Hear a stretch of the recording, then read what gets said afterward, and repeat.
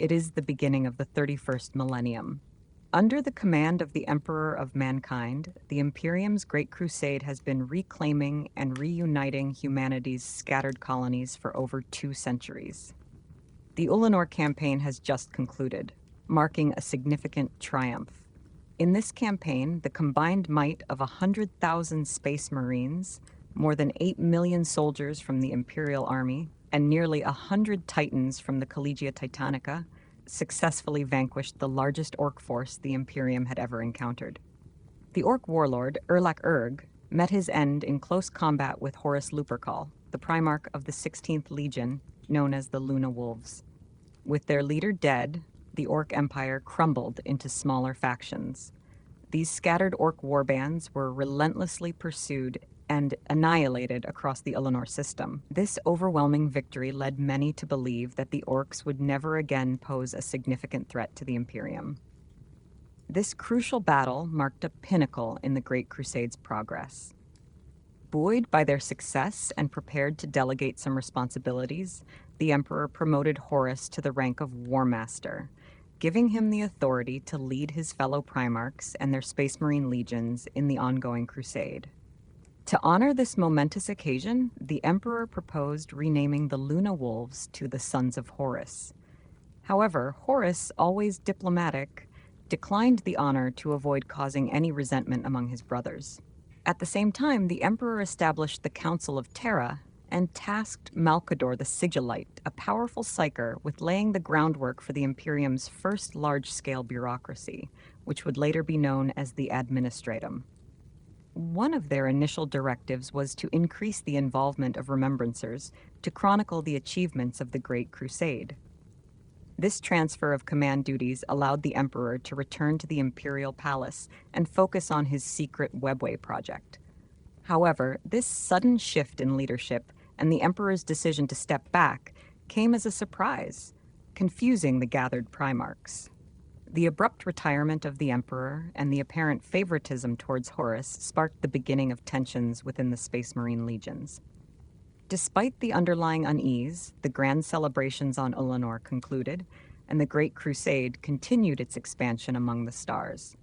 The 63rd Expeditionary Fleet, under the direct command of Horus, had since conquered 18 systems. Recently, their scouts discovered a new human-inhabited system with 9 civilized planets.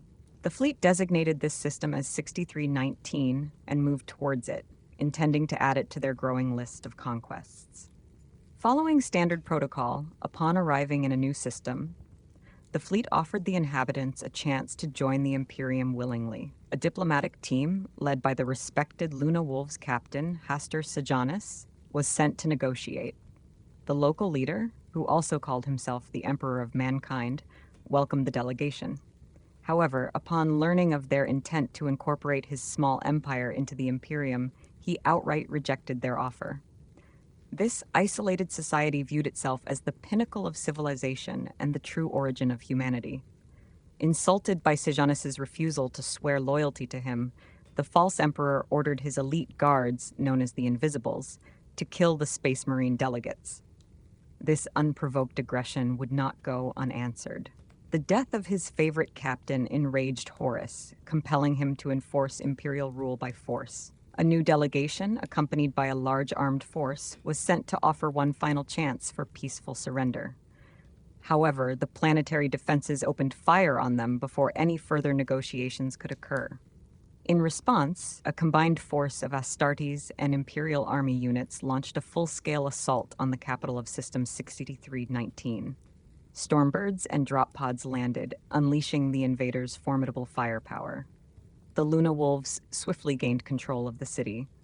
As the Imperial Army secured the area, the Space Marines advanced towards the palace to confront the false emperor. After intense close-quarters combat, the Astartes overcame the palace guards. These Invisibles, despite their skill, were no match for the battle-hardened Luna Wolves. Garvia Loken, captain of the 10th Company, led the charge into the throne room.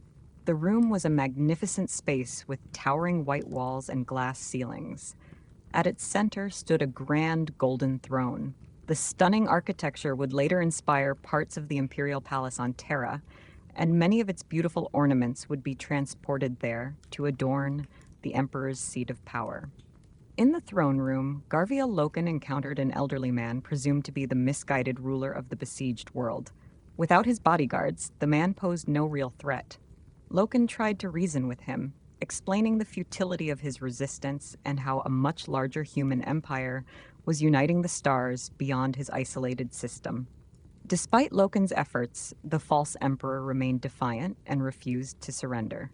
As more Astartes arrived, the old man demanded to speak with the highest-ranking officer present. One of the Astartes suggested removing the man immediately, but Loken, showing respect for what was left of this crumbling empire, decided to honor the old man's request. Therefore, Warmaster Horus was summoned to the surface of 6319. While waiting for Horus, Loken noticed a glimmer of light reflecting from the top of the golden throne, revealing a figure hidden by a cloaking device. Realizing that the old man was not the true ruler, but likely a decoy, Loken suspected the request for an audience was a trap intended to harm Horus. Determined to end the deception, Loken incapacitated the impostor with his bolter and moved toward the golden throne. Before he could reach it, a sudden, powerful blast wave filled the throne room. The hidden emperor had activated the throne room's defense mechanism. The golden throne emitted a force that threw the Astartes warriors to the ground. Some were slammed against the walls with great force, while others were knocked through the glass windows, falling from the high spires of the palace.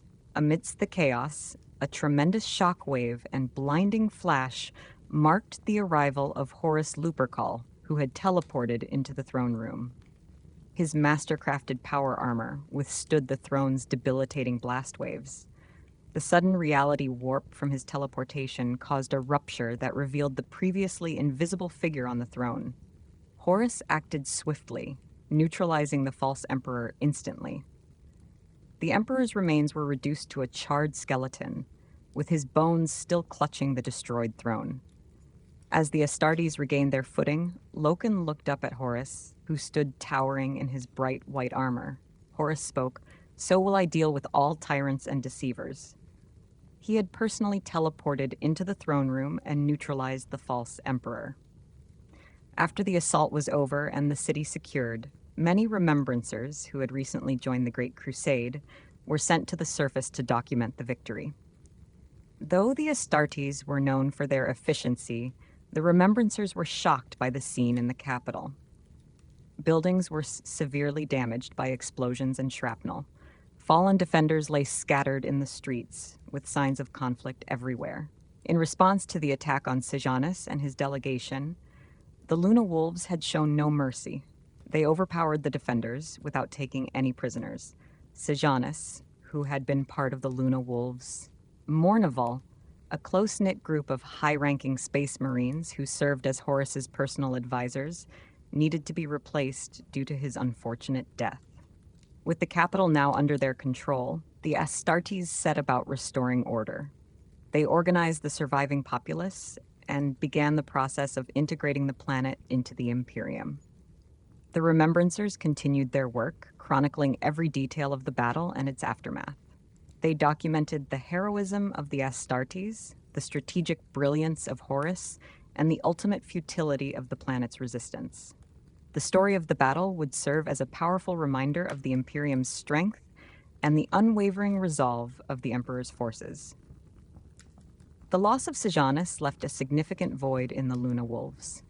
His role in the Mournival was crucial, and finding a replacement was not an easy task. The Mournival had to be a cohesive unit, providing balanced counsel to Horus. The selection process for Sejanus' successor would be meticulous, ensuring that the new member would uphold the values and strength of the group. The successful campaign on 6319 was a testament to the might of the Imperium and the strategic genius of Horus. It was a clear message to any who would dare oppose the Emperor's will. The Luna Wolves, under Horus's leadership, would continue to bring worlds into compliance, expanding the reach of the Imperium. The memory of Sejanus and his fallen comrades would live on, their sacrifices fueling the relentless drive of the Great Crusade. As the Remembrancers completed their records, they ensured that the events on 6319 were accurately portrayed, highlighting the decisive actions and efficiency of the Luna Wolves. These records would be shared across the Imperium, inspiring future generations of warriors and leaders. The legacy of the battle would endure, reinforcing the ideals of unity and strength that the Emperor envisioned for humanity. The Great Crusade marched on, with the Luna Wolves at the forefront, ever ready to face new challenges and explore new worlds. The lessons learned and the victories achieved would shape the course of history, forging a path toward a unified and powerful Imperium. Garviel Loken had been steadily rising through the ranks, and his recent achievement of being the first to reach the throne room had brought him to the attention of his battle brothers. His bravery and leadership did not go unnoticed. One evening, under the light of the crescent moon, Loken was summoned to a ceremonial meeting where he would meet the other members and be inducted into the Mournival. The Mournival was a prestigious group within the Luna Wolves, consisting of key advisors to Warmaster Horus. The other members included Ezekiel Abaddon, the first captain of the Luna Wolves and second in command after Horus, Horus Aximand, often called Little Horus due to his uncanny physical resemblance to the Warmaster and the captain of the 5th Company, and Tarik Torgadon, the captain of the 2nd Company. After taking his vows, Loken officially became a member of the Luna Wolves, War Council, and a trusted advisor to Warmaster Horus. This new responsibility meant he would no longer be able to lead the troops of the 10th Company into battle himself at all times, so he needed to appoint someone else to take command in his absence. Although his second-in-command, battle brother Xavier Jubal, was a capable leader, Loken personally preferred his close companion, Nero Vippus. With his new rank in the Mournival, Loken had the authority to bypass the usual chain of command, and following his intuition, he chose to promote Nero Vippus to lead the 10th Company. This decision was well received, as Vippus had proven himself to be a reliable and skilled leader. Meanwhile, the planet's last remnants of resistance were holed up in the Whisperhead Mountains. This fortress atop a high mountain was difficult to reach due to the inhospitable terrain. Over several weeks, units of the Imperial Army had been attempting to defeat this last bastion of resistance, but with little success. After some deliberation, it was decided that Astartes' intervention was necessary. Garviel Loken and his 10th Company were ordered to capture the Whisperhead holdout and swiftly bring the conflict to an end.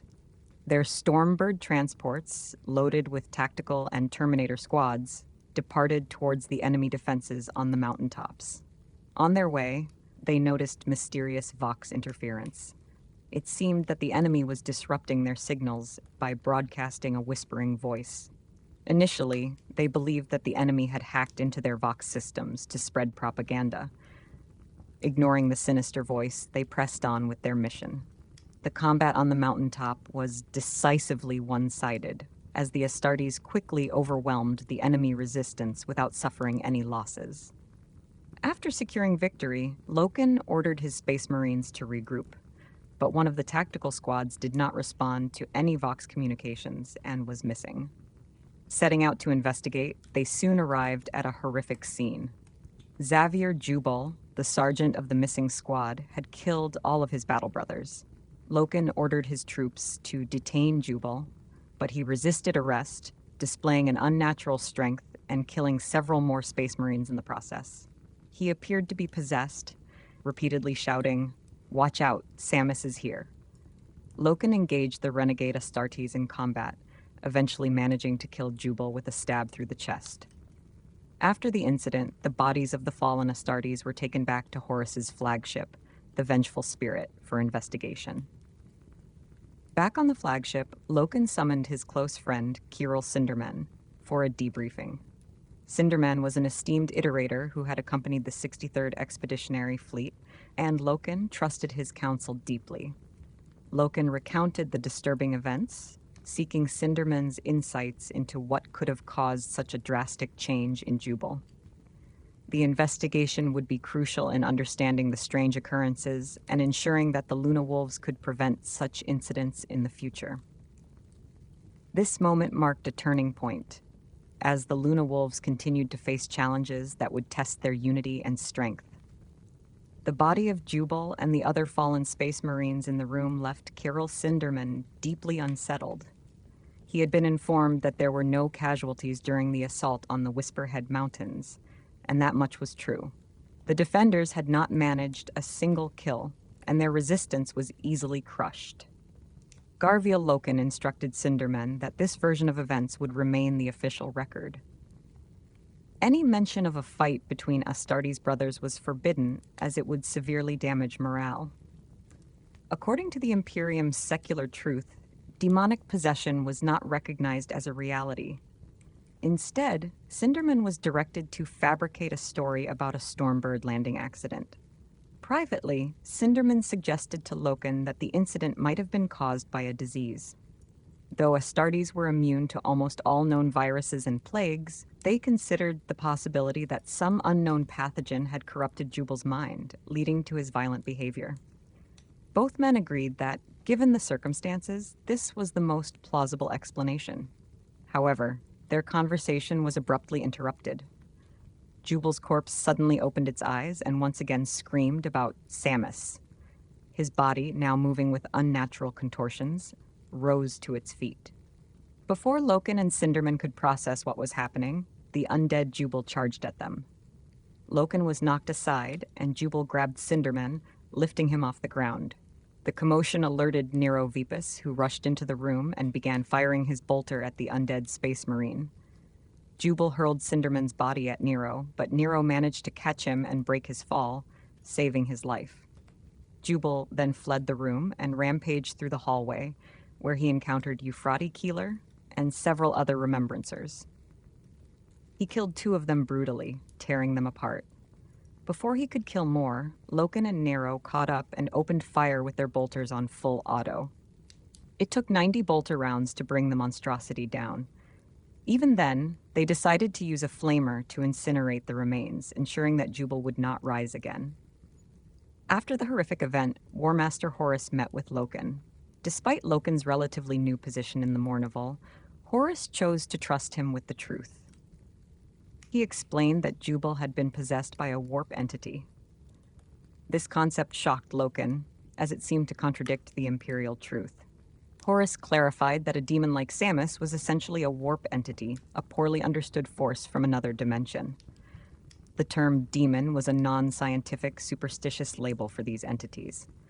Horus speculated that the Emperor, after the triumph at Ulanor, had entrusted him with leading the Great Crusade, so that the Emperor could focus on studying and understanding the warp. Horus believed that in time, the Emperor would find a way to control these warp entities, just as the Imperium had conquered other challenges. This rational approach would eventually dispel any superstitions about demons and gods, aligning with the Imperial truth. Though this explanation seemed consistent with the Emperor's teachings, Horus did not reveal his own doubts to Loken. He was beginning to question the Emperor's decisions and felt the need to seek counsel beyond the Mournival. Among Horus's new counselors was Erebus, the first chaplain of the Word-Bearers Legion. The Word-Bearers, led by their Primarch Lorgar, were known for their religious fervor, which was at odds with the secular principles of the Imperium. They had even worshipped the Emperor as a divine figure. For this disobedience, they were severely punished when the Emperor ordered Robut Guilliman, Primarch of the Ultramarines, to assault their capital, Monarchia, and destroy all its sacred sites. After this humiliation, the Word-Bearers redirected their devotion to other deities. In their quest for the divine, they developed a deeper understanding of the warp and its entities than most other legions. To effectively counsel the Warmaster on these matters, Erebus was invited to personally accompany the 63rd Expeditionary Fleet. Despite being frowned upon, the concept of private warrior lodges had spread throughout many legions. These lodges allowed Astartes to bypass the strict hierarchy of rank and speak freely, fostering camaraderie and open discussion. Garviel Loken was initially against these secret gatherings, believing that their secrecy would lead to division within the Legion. However, after finding a lodge membership badge on Jubal's body, he decided to investigate further. Loken attended a lodge meeting where his second-in-command, Nero Vipus, was present. Experiencing the positive effects these private conversations had on Brotherhood, he began to soften his stance on the lodges. He recognized that they could enhance unity and understanding among the Astartes. Around this time, the expeditionary fleet received a distress call from a planet aptly named Murder. The Blood Angels Legion had attempted to conquer the planet but faced fierce resistance from an alien force known as the Mega-Arachnids. These spider-like aliens had hard exoskeleton armor that could withstand bolter fire, and their claws were sharp enough to cut through the ceramite armor of the Astartes. The planet's atmospheric storms disrupted travel and communications, causing many Blood Angel companies to go missing. The Emperor's Children and Luna Wolves sent forces to aid the Blood Angels. The Emperor's Children were the first to deploy, but the turbulent atmosphere scattered their drop pods. They soon discovered that the planet was a death trap. The Mega-Arachnids attacked in devastating waves, killing many Astartes. Just like the Blood Angels, the Emperor's Children faced annihilation until Captain Saul Tarvitz of the 10th Company intervened. When the flying Mega-Arachnids began impaling dead Astartes on trees, Tarvitz ordered the destruction of these trees. He discovered that the large tree-like structures were actually weather control devices causing the storms. By demolishing more of these structures, he created a gap in the storm, allowing reinforcements to arrive and establish a stronghold. Sanguinius, the Primarch of the Blood Angels, personally came to the surface. Witnessing the massacre of his legion, he wept and asked Horus for assistance to avenge his fallen warriors. Together, the three legions launched a 6-month campaign to eradicate the Mega-Arachnids. They were even aided by a Titan legion of the Mechanicum. Just as they were on the verge of wiping out the Mega-Arachnids, an advanced human civilization called the Interrex contacted them, requesting a ceasefire. The Interrex appeared peaceful, and their request was honored for the time being. Diplomatic negotiations began on their home planet, Zenobia. However, the Interrex were hesitant to join the Imperium due to their fear that the Imperium might be tainted by chaos. During this time, Erebus secretly infiltrated the Interrex Museum of Technology and stole a powerful artifact called the Anathame. This ancient sword was cursed to mortally wound any individual, harming them beyond recovery. The theft confirmed the Interrex's suspicions about the Imperium's untrustworthiness. They blamed Horus for the theft and declared war on the Imperium. The accusation against Horus was a grave insult. The Astartes abandoned their campaign against the Mega-Arachnids on Murder and focused entirely on the Interrex. After a prolonged and arduous battle, they eventually annihilated the Interrex civilization. After the War of Extermination on Zenobia, Sanguinius persuaded Horus to finally rename the Luna Wolves Legion, as the Emperor had initially suggested. Encouraged by his brother, Horus agreed this time. Thus, the 16th Legion was renamed the Sons of Horus. Their armor color was changed from white to green, and their emblem, a moon-crested wolf, was replaced with the Eye of Horus, symbolizing the Emperor's eternal vigilance. Although the renaming of the Legion in honor of the Warmaster was a celebrated event, the war with the Interrex had been a bitter experience. Despite the bloody conflict, the Interrex civilization had been a model society of advanced human technology, and Horus lamented the necessity of destroying such a world over a misunderstanding. However, there was no time for reflection. The Sons of Horus received a distress call from the world of Davin, one of the first worlds the 63rd Expeditionary Fleet had conquered. The Sons of Horus, then known as the Luna Wolves, had proud memories of their initial victory over the Davinite warriors.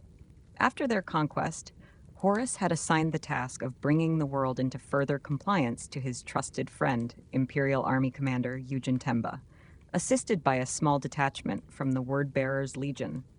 However, Temba and his forces had renounced their loyalty to the Imperium and established a rebel base on Davin's moon. Chaplain Erebus had already returned to Davin to address the uprising, but found the rebels too numerous for the word-bearers to handle alone. Thus, he requested additional support. This was the first large-scale rebellion by Imperial forces since the Great Crusade began, marking a significant blemish on the Warmaster's otherwise impeccable record. Given that the 16th Legion had initially conquered Davin, Erebus offered Horus the chance to personally avenge the betrayal and restore compliance. Enraged by the betrayal of his friend Eugen, Horus ordered the 63rd Expeditionary Fleet to make haste toward Davin. The Warmaster and his council planned a large-scale offensive to obliterate the rebel base on Davin's moon. However, they soon discovered that the moon's surface and atmosphere had drastically changed since their initial conquest. What was once a dry, desert-like terrain had transformed into a humid, swampy landscape. Despite the mystery surrounding this transformation, the assault would proceed. The swampy terrain prohibited the deployment of heavy tanks, but the Titans of Legio Mortis, the Titan Legion accompanying the fleet, could traverse the swamps without issue. A massive force consisting of 400 Space Marines, 4,000 Imperial Army units, and 3 Titans prepared to make planetfall, with the Sons of Horus leading the way. During their descent, the Astartes Stormbirds picked up a disturbing audio signal from the surface.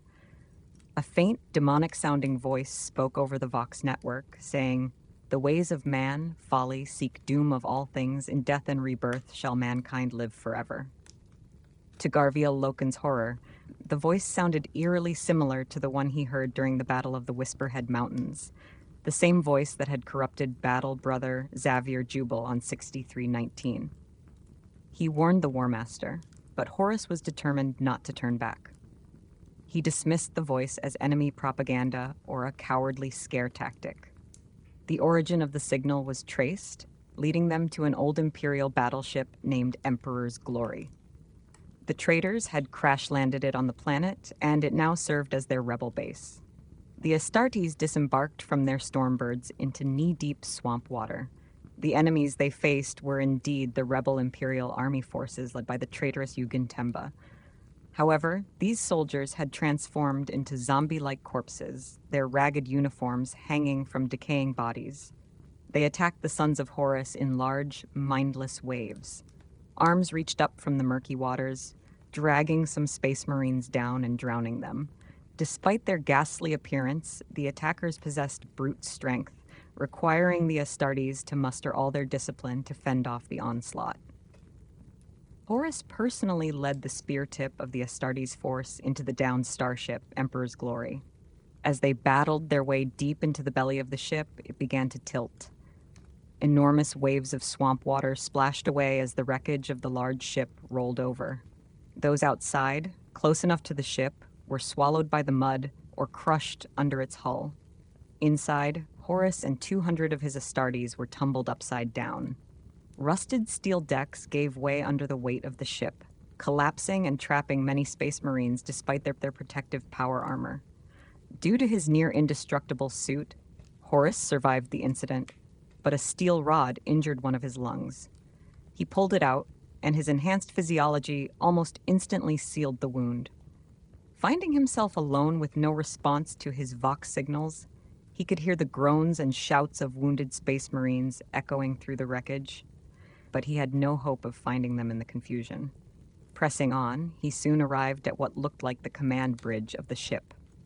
The warp's influence was strong here, and his vision was troubled by hallucinations of decay.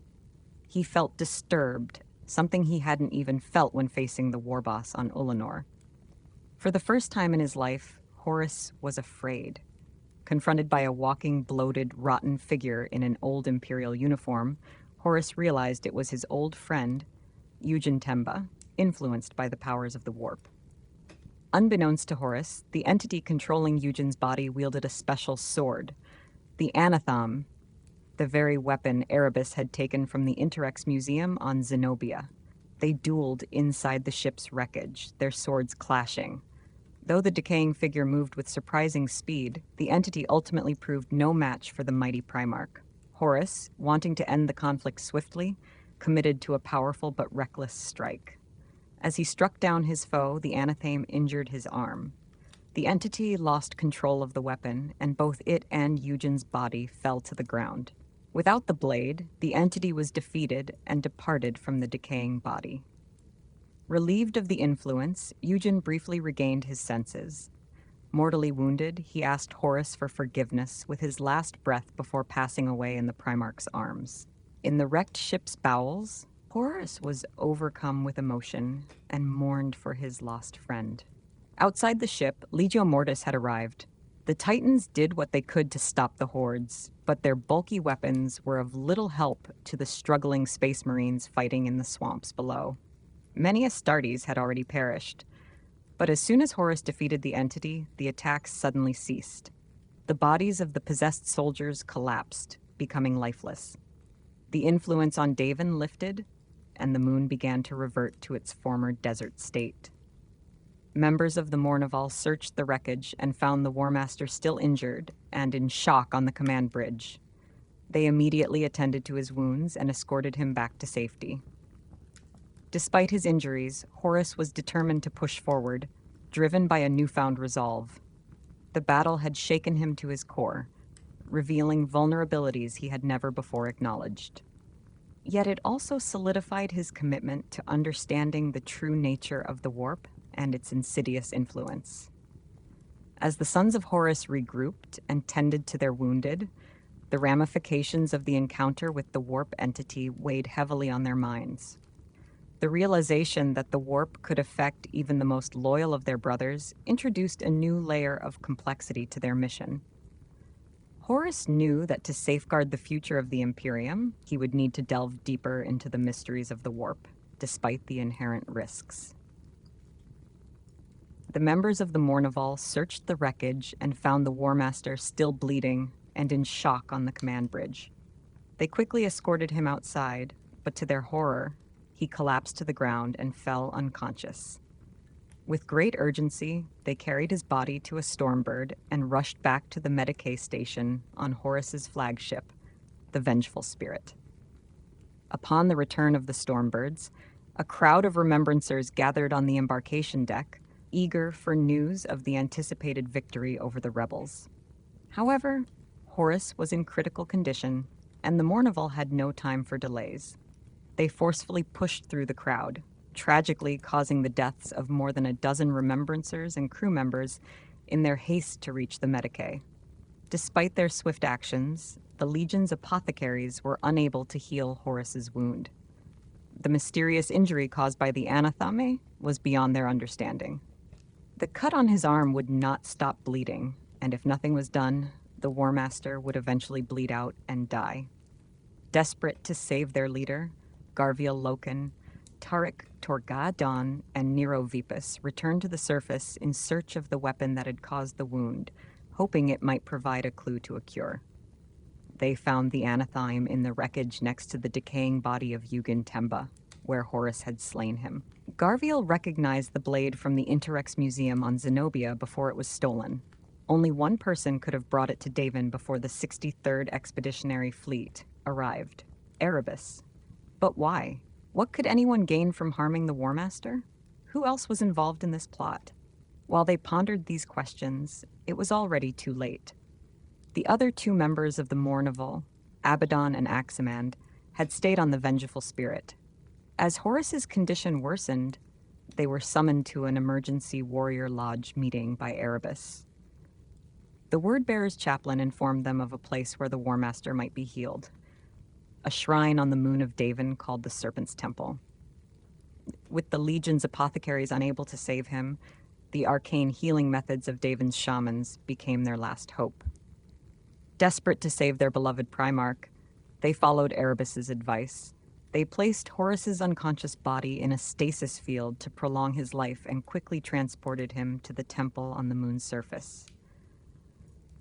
When Loken and the others finally arrived at the temple, the gates were already locked and sealed. Abaddon, Aximand, and several other sons of Horus stood guard outside, but Chaplain Erebus was nowhere to be found. The Astartes blocked the entrance to prevent anyone from interrupting the ongoing healing ceremony. All of them had their bolters ready, prepared for any conflict. Loken was reluctant to fight his own sworn brothers and ultimately yielded to their decision. He was troubled by their reliance on a mysterious ritual, which seemed to abandon the secular imperial truth commanded by the Emperor. But the Emperor wasn't there. He had left the Great Crusade and entrusted Horus with its continuation. The forces of the Warp had conspired against him and succeeded. The sons of Horus, especially the Mournival, could not bear the loss of their gene father. Horus was on the brink of death, and a desperate decision had to be made. So, despite everything the Imperium stood for, they placed their faith in the hands of the shamanistic healers. After 8 days, the gates would open again, and the sons of Horus would learn if the Warmaster would live or perish. As the tension among the waiting Astartes grew, they prepared for the revelation that would determine the fate of their beloved leader. Horus woke up and opened his eyes, finding himself alone under a bright blue sky in a pleasant and endless green meadow. He had no idea where he was. It was clearly not the medical deck or any other place on his flagship, the Vengeful Spirit, nor was it a world he recognized. He couldn't remember how he got there. He couldn't recall much of what had happened on the moon of Davin after his fight with Eugen Temba. After pondering for a while, he realized that he had most likely passed away from the wound on his arm. The strange and peaceful place where he found himself now must surely be the afterlife. However, he couldn't appreciate the blissful surroundings for long. Suddenly, the world around him started twisting, and his mind was overwhelmed by a torrent of visions. He saw a series of battles he had fought throughout his life, followed by unsettling images of decay, burned cities, and shattered planets. Strange memories from humanity's past and glimpses of the future etched themselves into his brain. These disturbing and uncontrollable visions unsettled Horus, but he was powerless to stop them. Then, he heard a loud howling that snapped him out of his visions. A large pack of wolves with bared teeth appeared, surrounding him. As they came closer, the leading wolf spoke and asked his name. Despite his fear, Horus loudly proclaimed, "Horus Lupercal." But the wolf asked again and again and again. Each time, the growling pack circled closer. Horus couldn't tell if the wolves were real or just an illusion. He thought he recognized a faint glimmer of his brother Primarch Magnus in the voice and appearance of the wolf. But that wouldn't be possible since Magnus was on Prospero, forbidden from using his abilities after the Council of Nicaea. If this was the afterlife, then surely it must be a form of torment. Confused and desperate, Horus could take no more and started running to escape from the feral animals. The wolves chased him for what seemed like an eternity until he lost all sense of time and direction. By now, the day had turned to night, lit by a bright moon. He arrived at a deep, water-filled crater, and in his panicked escape from the wolves, hurled himself into the void where darkness once again enveloped him. Meanwhile, inside the temple of the Serpent Lodge, the Daevanite shamans were performing their rituals to keep the injured Horus trapped inside the warp. Erebus was there, ready to execute the final act of his plan. The idea was for him to enter the warp and manipulate Horus into turning against the Emperor. Within the warp, Erebus's true identity could be concealed, and he would appear as the beloved Luna Wolves captain Hastur Sejanus, who had been lost during the diplomatic mission on System 6319. Erebus had spent his lifetime gaining knowledge about the forces of the warp more than any other, but he was still unfamiliar with many of its mysteries. He didn't completely understand how he was supposed to enter the warp, but he trusted that the Daevanite shamans, who served their gods, would guide him. Without his realizing it, one of the sorcerers had sneaked up on him. Before Erebus knew what was happening, they had used a ritual to send him into the warp.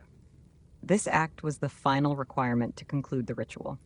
Horus woke up yet again in the same blissful green meadow as before, but this time he was fully armored in his old white Luna Wolves plate. His lengthy escape had made him thirsty, so he made his way toward a nearby river for a drink. To his surprise, he saw an Astartes warrior floating face down in the water. He rushed toward the soldier and dragged him onto the shore, quickly turning the body over to see if the man was still alive. The ritual had worked. Erebus had entered the warp disguised as Captain Hastur Sejanus. Although Horus was now aware that little in this realm of illusion could be trusted, he was relieved to see his old comrade. As Horus looked into the familiar face of Hastur Sejanus, a mixture of relief and suspicion filled his mind. Even if he wasn't real, the appearance of his beloved captain brought him comfort. Guided by the false Sejanus, together they went on an odyssey through the warp, where Horus was granted more visions of the future and the past, some of which could be both true or false. He was shown the creation and loss of the Primarchs, including his own birth. He was told about how the Emperor had bargained with the gods of chaos in order to gain power to create his chosen sons, and about his secret aspirations to become a god himself too. The journey was carefully orchestrated to exploit Horus's confusion and insecurities. Where once he believed firmly in the imperial truth, it all seemed like lies to him now. The Emperor's supposed treachery against humanity and the Primarchs seemed so obvious. But the manipulative visions didn't stop there. They continued to feed his ambitions, his resentment, and his anger. The gods of chaos promised him immeasurable power, and in return, all he would have to do was stop the Emperor from carrying out his ascension to godhood. But if Horus refused, they would let his body die, and he would be lost in the nightmares of the warp forever. At that moment, the wolf pack arrived again. The leading wolf transformed into Magnus the Red, Primarch of the Thousand Suns Legion. Dark spells had managed to keep him from interfering for a long time, but Magnus was a powerful psychic and finally managed to break through the spells to reveal himself and warn his brother. He didn't have much time, though. Every second he was there cost the lives of dozens of his psychic servants to help him keep the connection into the warp open. The first thing he did was tear off Erebus's disguise. Erebus no longer looked like Sejanus, but stood in his own word-bearer's armor. Although Magnus was loyal to the Emperor and had come to help, his unsanctioned and illegal use of sorcery was suspicious and unsettling. Both men had initially come to Horus in disguise, one as a wolf and the other as his former captain. In the deceptive warp, neither could really be trusted.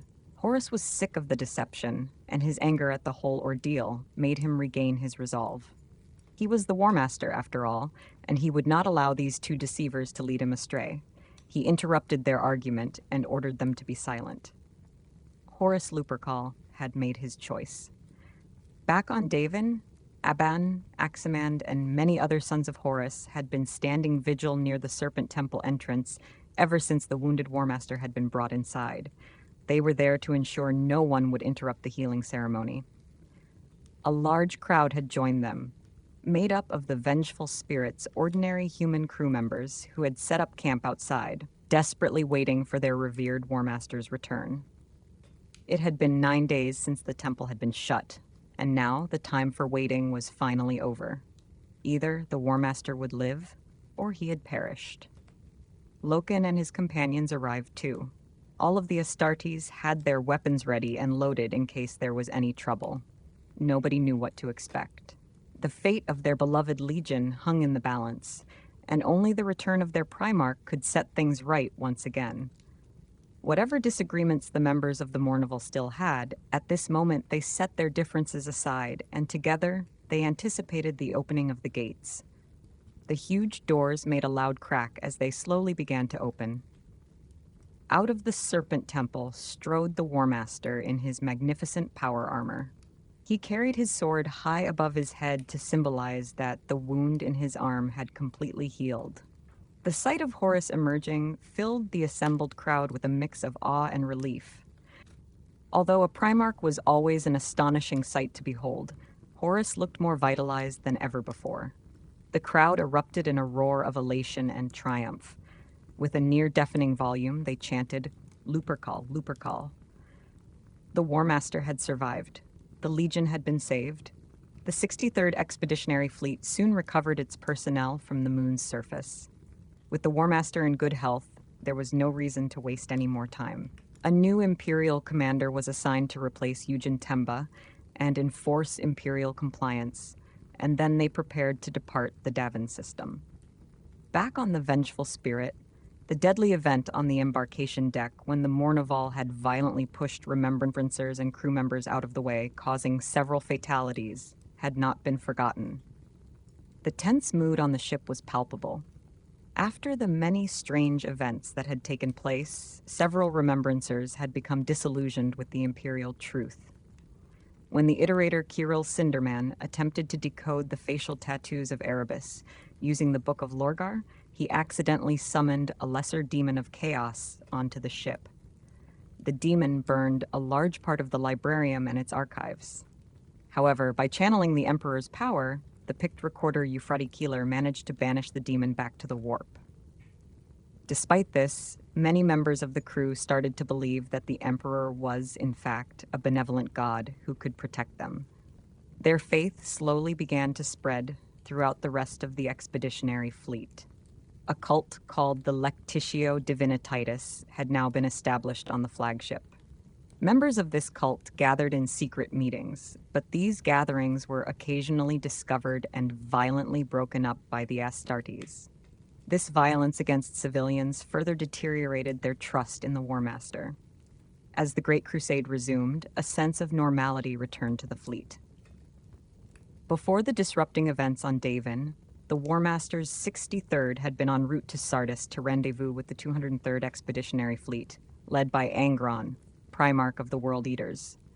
Together, they had organized a campaign of compliance in the Sheodes cluster. But after his miraculous revival, Horus had different plans.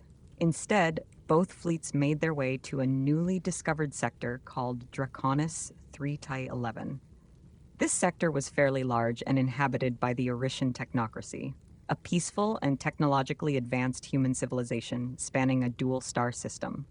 The government of their civilization was centered on their capital, Aureus. When the 63rd and 203rd Expeditionary Fleets arrived in the system, Horus invited the Orishan diplomatic delegation, led by fabricator consul Amoris Selignac, onto his flagship to discuss their peaceful assimilation into the Imperium.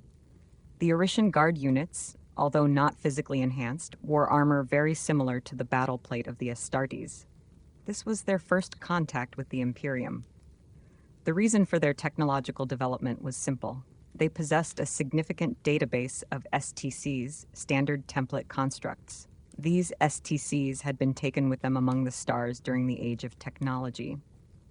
To the knowledge-obsessed Mechanicum, such a wealth of information was of immeasurable value.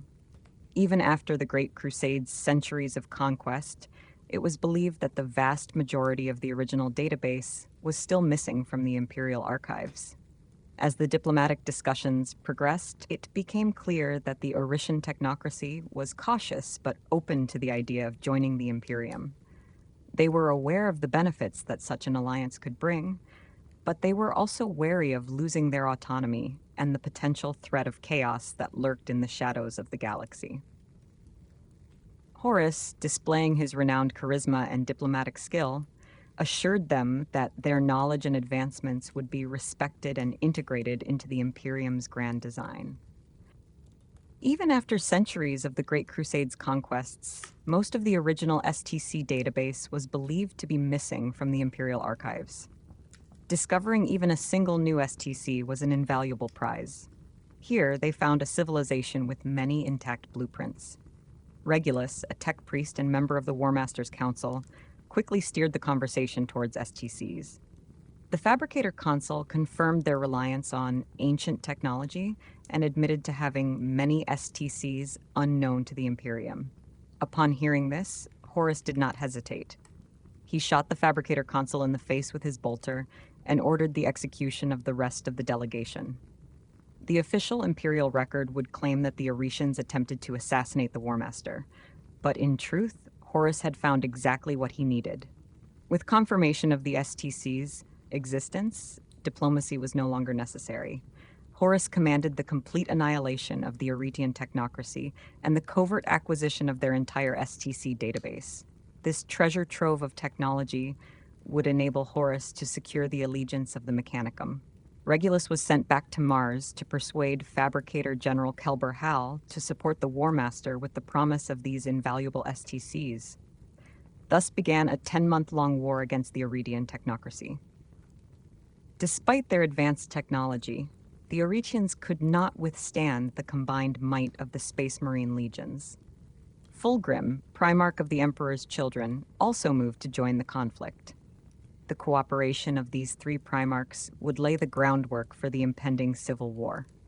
The prolonged siege of the Aurelian capital allowed Horus to scrutinize his legions and identify those who would follow him without question. He had convinced himself that his betrayal of the Emperor was his own rational decision, not realizing the extent of Nurgle's corrupting influence from the Anathame's wound.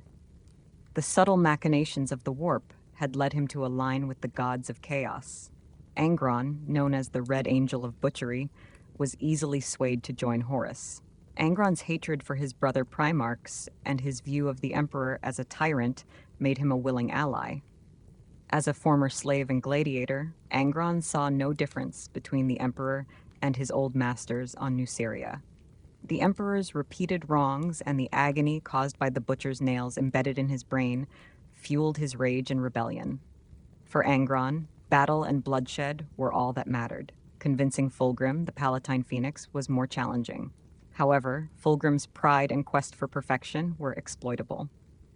When his trusted apothecary Fabius proposed enhancing the Legion's physical capabilities through heretical means, Fulgrim was seduced by the promise of perfection. These experimental augmentations, some inspired by Xenos, were secretly performed on the Legion's most loyal members. The enhancements often proved successful, making the Emperor's children even deadlier. The ease with which Fabius improved the Astartes led Fulgrim and his legion to doubt the Emperor's work. Following their campaign against a serpentine alien species called the Lair, Fulgrim acquired a beautifully crafted sword. Unbeknownst to him, this weapon would further entangle him in the web of corruption. In the aftermath of the Emperor's children's xenocide against the serpentine alien species called the Lair, Fulgrim acquired a new, exquisitely crafted sword from their planet. Unbeknownst to him, this silver blade was host to a demon of Slaanesh, the chaos god born from the Eldar's extreme pursuit of hedonistic excess. Over time, Fulgrim began to notice the blade's influence on his thoughts, especially when he was carrying it. However, his pride blinded him to the potential danger, convincing him that he, the most perfect Primarch, could not be swayed by something so trivial. The whispering voice emanating from the sword gradually began to exploit Fulgrim's insecurities and erode his resolve. After the campaign of extermination, Fulgrim was contacted by an Eldar delegation led by one of their most powerful psychers, Eldrad Ulthran. Through his incredible foresight, Eldrad had seen the treachery that was about to unfold and sought to warn Fulgrim about Horus's plans. Fulgrim agreed to meet the delegation, inviting them to his flagship, the Pride of the Emperor. However, the Primarch became enraged at the Eldar's suggestion of the Warmaster's supposed disloyalty. He could not tolerate such an insult and refused to heed their warning. Encouraged by the demonic blade, Fulgrim's fury erupted, leading him to attack the delegation. The meeting ended in bloodshed, but the Eldar managed to escape his flagship through teleportation. Fulgrim's 28th Expeditionary Fleet then rendezvoused with his brother Primarchs to join the war against the Aurelian technocracy. For a moment, Fulgrim reconsidered the Eldar's words of caution. Had they spoken the truth, or was it a deceitful attempt to sow discord within the Imperium? Upon arrival, Fulgrim's ships were in an ideal position to strike and destroy the unsuspecting fleet of the Warmaster orbiting Aureus. If the warning was true, he had the power to end the potential civil war right then and there. Yet, the demonic sword at his side tempered his suspicions. Fulgrim couldn't believe Horus would betray the Imperium. Instead, he ordered a shuttle to Horus's flagship to meet with his brother and discuss recent events, including what had transpired on Daven's moon. Horus recounted the terrible visions he had seen in the warp, explaining how the Emperor had manipulated his sons and all of humanity. Fulgrim, who had always strived for perfection to emulate the Emperor, found his life's ambitions shattered by these revelations. After several days of persuasion, manipulation, and the constant whispering of the daemon within the sword, Fulgrim was ultimately convinced to join Horus in his plan to overthrow the Emperor. Lorgar, Primarch of the Wordbearers, had already been serving chaos. After the Emperor ordered the destruction of their city, Monarchia, by the Ultramarines, Lorgar's first chaplain, Erebus, suggested there might be gods more deserving of worship. Years before Horus's betrayal, Lorgar had traveled into the Eye of Terror and, with the help of a daemon, learned about the ruinous power's primordial truth. He was the first Primarch to fall to chaos, ensuring his legion's participation in the heresy. The warrior lodges within their legions became effective tools for spreading Horus's influence. Their secretive nature and informal structure outside the chain of command made them perfect for disseminating the Warmaster's propaganda. Through these covert meetings, Horus's new ideas were carefully and deliberately spread throughout the ranks. Since it was not understood why the Emperor had returned to Terra and abandoned his legions, many Astartes began to shift their loyalties towards their own Primarchs. Very few remained who had fought directly by the Emperor's side during the early days of the Great Crusade. Most had perished in the numerous bloody conquests, and so the old guard had gradually been replaced.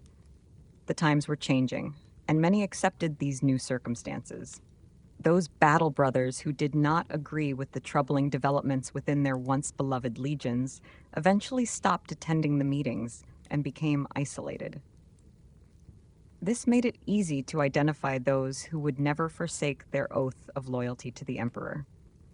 If they couldn't be trusted to follow their Primarch's orders unconditionally, they would have to be removed.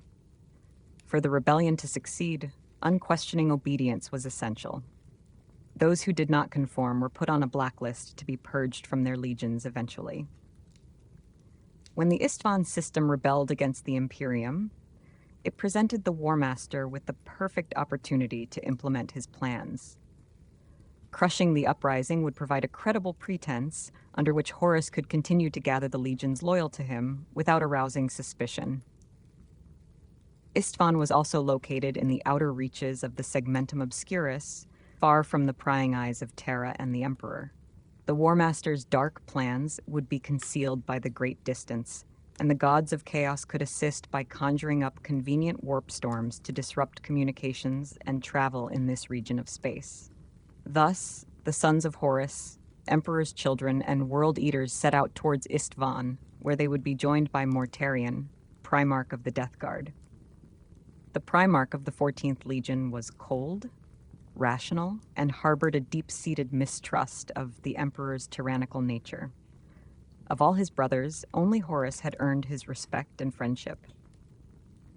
When the great treachery unfolded, Mortarion was impressed by how far Horus's plan had already progressed. When the time to choose allegiances came, he chose to be loyal to the Warmaster and pledged his legion to the cause. With such a formidable force under his command, Horus could afford to send Fulgrim and parts of the Third Legion to the Chalonide system to reinforce Ferrus Manus, Primarch of the Iron Hands. Fulgrim was to assist in clearing an orc infestation on Chalonide's 4th. However, he was also given instructions to determine where the 10th Legion's loyalties would lie if a civil war broke out. The two brothers had always shared a close bond, and if anyone could convince Ferrus Manus to side with the Warmaster, it would be Fulgrim. The Warmaster's forces experienced their first taste of battle against the Istvanians on one of their outermost planets, Istvan Extremis. This planet was an observation station with powerful monitoring and communication systems that supported the Istvan fleet. To have any hope of striking against the capital on Istvan III, this critical link in the enemy's defenses needed to be destroyed first. Lord Commander Eidolon's 1st Company of the Emperor's Children and the Death Guard's 7th Company, led by Nathaniel Garrow, spearheaded the assault. The Astartes loaded into their Thunderhawks and descended towards the surface. They soon discovered that the Istvanians were formidable adversaries, and the fighting was fierce. The rebellion in the Istvan sector had gone unnoticed for many years, and by the time the Imperium arrived in force to enforce compliance, the defenders had mustered a strong army to resist them. The battle for Istvan Extremis raged on, with both sides sustaining heavy casualties.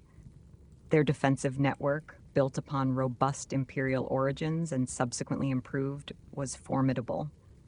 Although their soldiers lacked melee expertise, their ranged weapons were powerful enough to wound even Astartes.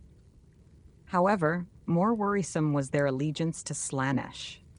Their devotion to the Prince of Pleasure had granted them the power of the war singers, vocalists who could control the body, mind, and soul of listeners through their magnificent songs. They used their songs to command Istvanian soldiers in battle, and their concentrated, high-pitched shrieks could blow open an Astartes skull, killing them instantly. These powers were not to be underestimated. During the battle for Istvan Extremis, the Emperor's children suffered heavy losses. Yet, driven by their quest for martial perfection, they continued to fight and managed to push the Istvan defenders back. Eventually, Lord Commander Eidolon, with the assistance of Saul Tarvitz, killed the enemy's leading war singer. The duel was a close call, nearly resulting in both of their deaths. However, Eidolon's enhanced vocal cords, modified by Apothecary Fabius, allowed him to emit a screeching howl of deafening volume that overpowered the war singer and disabled her powers long enough for Eidolon to decapitate her. With their leader slain, the defenders could no longer withstand the Astartes, and the battle concluded with the slaughter of the remaining garrison. The Death Guard's forces had also suffered significant casualties. During the fighting, their commander, Nathaniel Garrow, captain of the 7th Great Company, lost his leg to a war singer's vocal attack. Amidst the many corpses on the battlefield, he lay bleeding out and would soon die if nothing was done. Garrow was a close companion of Saul Tarvitz. Despite being from different legions, their frequent campaigns together had forged a strong bond. The two captains had become sword brothers, inscribing each other's vambraces with oaths of friendship. After the battle, Tarvitz ensured that Garrow would survive his horrific wounds and live to fight another day. Garrow was fitted with a biomechanical leg that would eventually allow him to return to combat. In the meantime, Mortarion assigned him command of the Eisenstein, an Imperial frigate in the Death Guard fleet, until he fully recovered. With the resistance on Istvan Extremis eliminated, the Warmaster's fleet now had a clear path to Istvan III. The enemy's capital, Coral City, was within reach, and they could soon deliver a crippling blow to the rebels. The city's east side lay against a huge mountainous ridge, limiting ground-based assaults to the west side.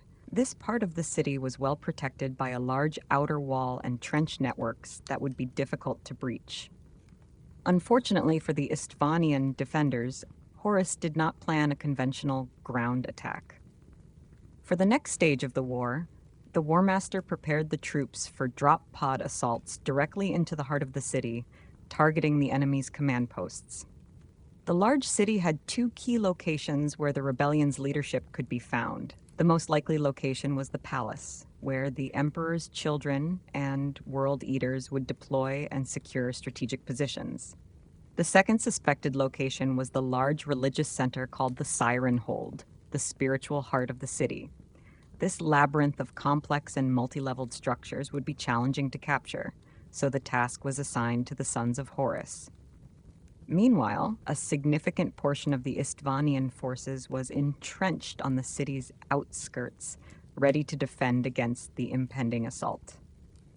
As the preparations for the drop pod assault continued, the legions steeled themselves for the pivotal battle that would determine the fate of Istvan.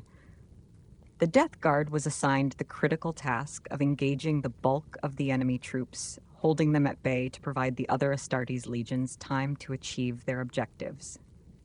The arduous battle in the trenches, fighting against a numeric enemy, would be anything but glamorous. However, Mortarion's resilient legion was ideally suited for this grueling warfare, and the Death Guard Primarch accepted the mission without hesitation. With the main objectives divided, the other companies from various legions were tasked with dealing with secondary targets. While the strategy was sound, the selection of companies for this bold attack was unorthodox. Traditionally, leading an assault on an enemy capital was an honor reserved for captains of the first companies or even the Primarchs. This time, however, the troops appeared to be chosen randomly. Notably, commanders such as Abaddon, Aximand, Eidolon, and Karn, who usually spearheaded such assaults, were to remain on their flagships, abstaining from this battle for no apparent reason. Saul Tarvitz was puzzled by Eidolon's mysterious new abilities, which he had used to defeat the Warsinger on Istvan Extremis. Having never witnessed an Astartes exhibit such powers in combat, Tarvitz sought an explanation from his Lord Commander. Eidolon revealed that the bioenhancements had been approved by their Primarch, Fulgrim. In gratitude for Tarvitz's help in eliminating the Warsinger, Eidolon offered him the chance to undergo similar augmentations. Concerned about the heretical nature of such modifications, Tarvitz declined the offer.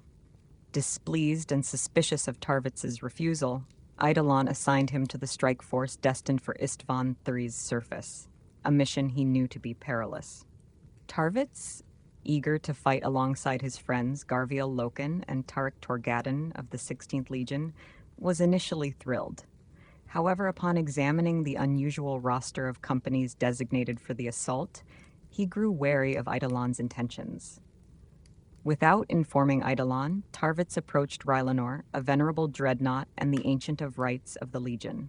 Rylanor, a veteran of the Great Crusade from its earliest days, held significant sway within the Legion. Tarvitz requested to replace Captain Erviokar, the previous standard-bearer and liaison officer to Eidolon who had perished on Istvan Extremis. This change would allow Tarvitz to remain on the Andronia and investigate further. Initially skeptical, Rylanor eventually agreed and arranged for Tarvitz to be reassigned. Seizing this opportunity, Rylanor decided to join the battle on Istvan III himself, eager to once again lead troops in combat. With the Warmaster's fleet positioned above Istvan III, the drop pod assault on Coral City commenced. Space Marines from the Sons of Horus, Emperor's Children, World Eaters, and Death Guard hurtled towards the surface, ready to unleash devastation upon their enemies. The deployment proceeded largely as planned, though not without difficulties. Communication with the fleet was disrupted, and several drop pods targeting the Siren hold landed haphazardly due to the area's complex layout. Despite these setbacks, Garviel Loken and Tarik Torgadon led the Sons of Horus towards their objective with unwavering determination.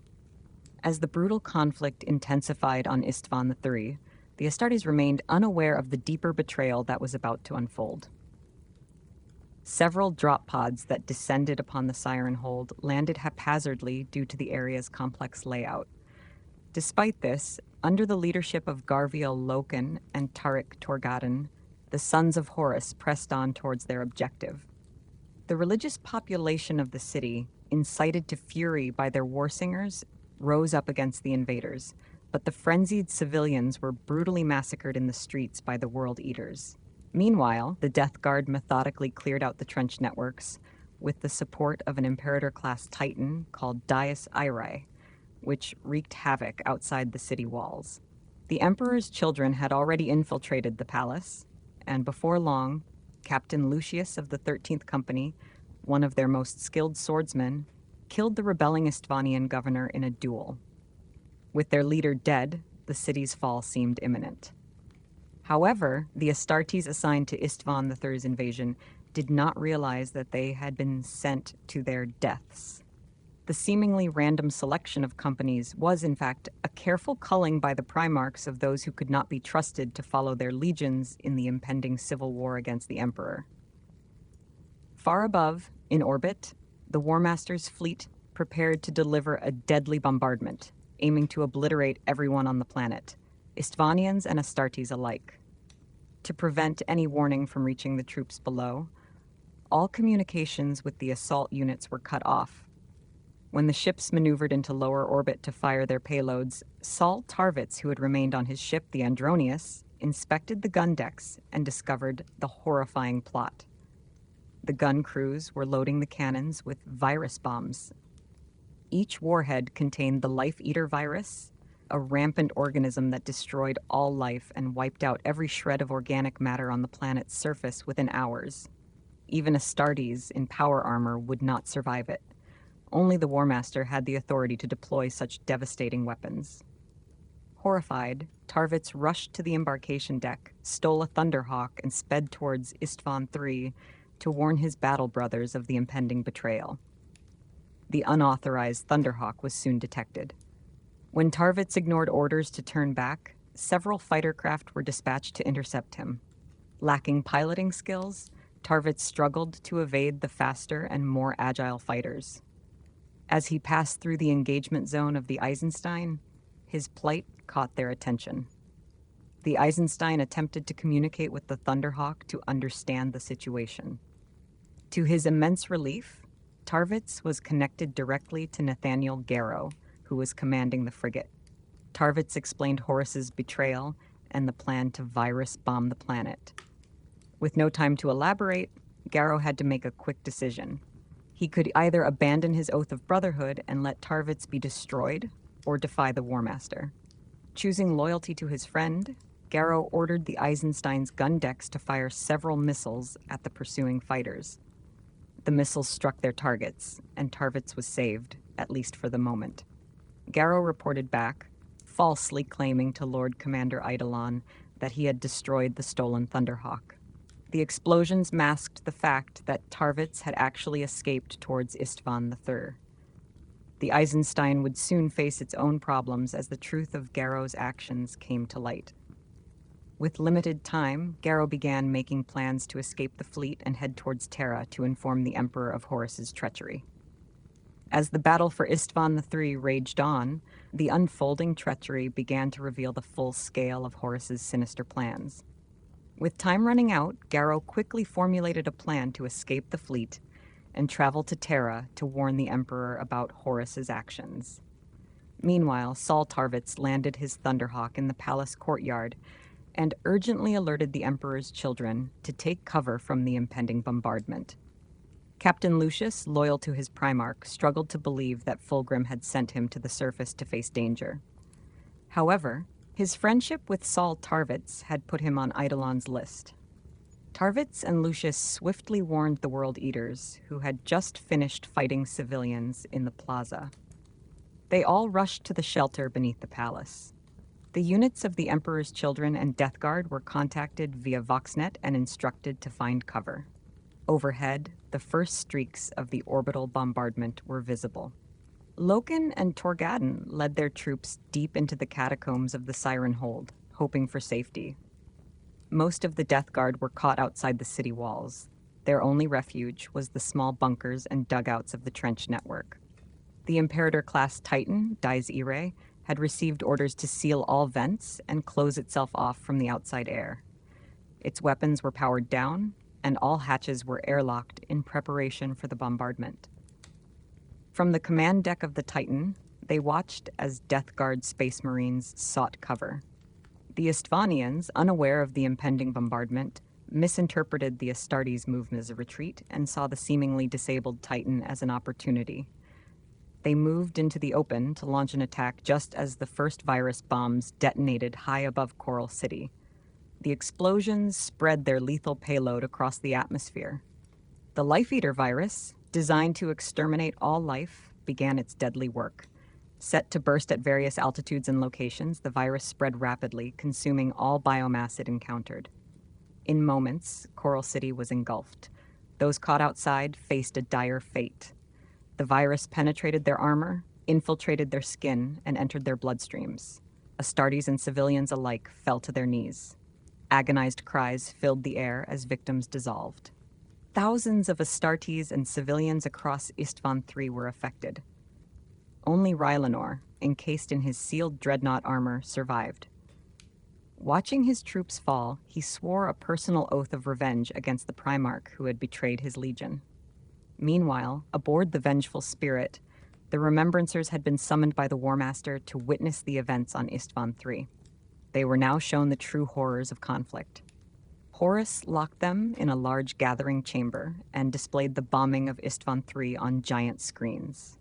After making his point, the Warmaster ordered his Astartes to take drastic action against the crowd.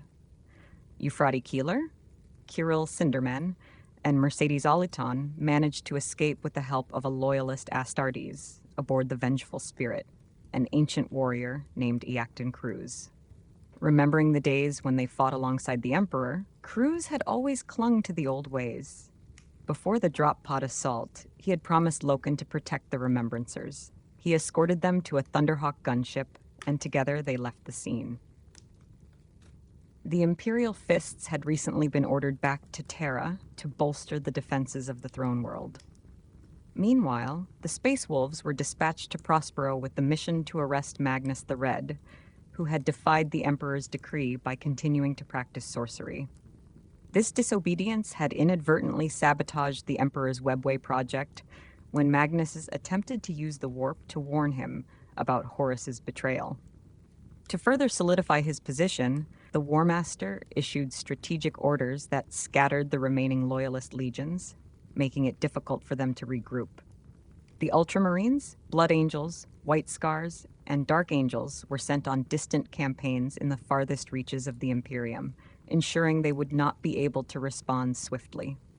The Iron Hands had suffered severe losses at the hands of Fulgrim, while the Raven Guard and Salamanders, being relatively smaller legions, were deemed manageable. The allegiances of the other legions remained uncertain, but Horus was confident he could sway them to his cause. However, the immediate threat posed by the survivors on Istvan III had to be eliminated quickly, allowing the Warmaster to ready his forces for the next phase of his rebellion. Despite the dire circumstances, the Sons of Horus, led by Garviel Loken and Tarik Torgadon, continued to resist fiercely. Every moment they delayed, the Warmaster bought precious time for the Imperium to organize a response.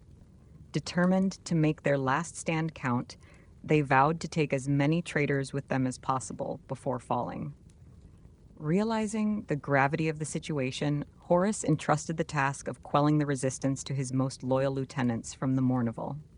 He dispatched Ezekiel Abaddon and Horus Aximen to the surface with the mission to eliminate their former brothers-in-arms. Additionally, he ordered the Titan Dies Irae to breach the city's defenses and advance towards the palace. However, the massive war machine required time to reach its target. Amidst the chaos, Captain Lucius of the Emperor's Children found himself growing increasingly frustrated. Fighting alongside the Loyalists in the ruins, he felt overshadowed by Saul Tarvitz. Although he had initially relished the challenge of battling traitor champions in duels and had emerged victorious every time, the prolonged conflict in the ruins offered little glory. Lucius's resentment towards Tarvitz, whom he blamed for his predicament, began to fester. As the battle for Istvan III continued, the Sons of Horus fortified their positions, preparing for the inevitable clash with their former comrades. The Loyalists knew that their defiance would not go unchallenged, and they steeled themselves for the fierce confrontation that lay ahead. Meanwhile, in the shadows, Lucius contemplated his next move, torn between his lingering sense of honor and the growing temptation to secure his own survival at any cost. Lucius longed to fight alongside his Primarch Fulgrim once more, basking in the magnificence of his command. In secret, he arranged a meeting with Eidolon, promising to betray the Loyalists in exchange for his reinstatement in the Legion. With Lucius's betrayal, the Emperor's Children made significant progress against the Defender's flank. Driven by arrogance, Lucius sought a duel with Tarvitz. His unmatched skill with a blade initially gave him the upper hand, but he failed to realize he had walked into a trap. Narrowly escaping with his life, the damage was already done. The overrun flank meant the resistance within the palace ruins wouldn't hold much longer. Loken and Torgadon soon received the grim news that the Mournival had arrived on the surface. They knew that killing Abaddon and Aximand would deal a severe blow to Horus's inner circle. Faced with the choice between joining the failing resistance or seizing one last opportunity to hurt the Warmaster, their decision was clear. They set out to challenge their former brothers in a final act of defiance. In the ruins of the city, the Mournival members found each other and clashed in brutal hand-to-hand combat. Torgadon faced Aximand, while Loken battled the Terminator-armored Abaddon. The fight did not favor the Loyalists. Aximand gained the upper hand and beheaded Torgadon. Fueled by rage, Loken displayed great strength and held his own against Abaddon, but the formidable Terminator armor ultimately proved too much. Abaddon struck a crippling blow to Loken's chest, bringing him down. With Torgadon dead, Abaddon took the sword Aximand had used and prepared to execute Loken. Just as the final blow was about to fall, the Imperator Titan, Dies Irae, marched over the ruins. The already damaged building collapsed, burying the combatants in rubble. Only the immense strength of their Terminator armor allowed Abaddon and Aximand to crawl out and save themselves. Their mission was complete. Torgadon and Loken were dead, and they signaled their victory to the Warmaster. The last remnants of the Loyalist defenses began to crumble. Tanks and rhinos breached their flank, and the Dies Irae bombarded the palace remains. The dust and smoke obscured the battlefield, making it difficult to distinguish between traitor and loyalist. Both sides suffered horrific losses in this savage stage of the fighting. Horus had seen enough. The battle had become too chaotic, and the losses were no longer acceptable. He needed his warriors for the battles to come and could no longer tolerate Angron's fury or Eidolon's failures. Exercising his authority, he ordered the legions to withdraw and return to their fleet. Even Angron, furious at the retreat, eventually obeyed. If any loyalists remained on Istvan III, Horus would finish them with a final bombardment, erasing the Coral City from existence.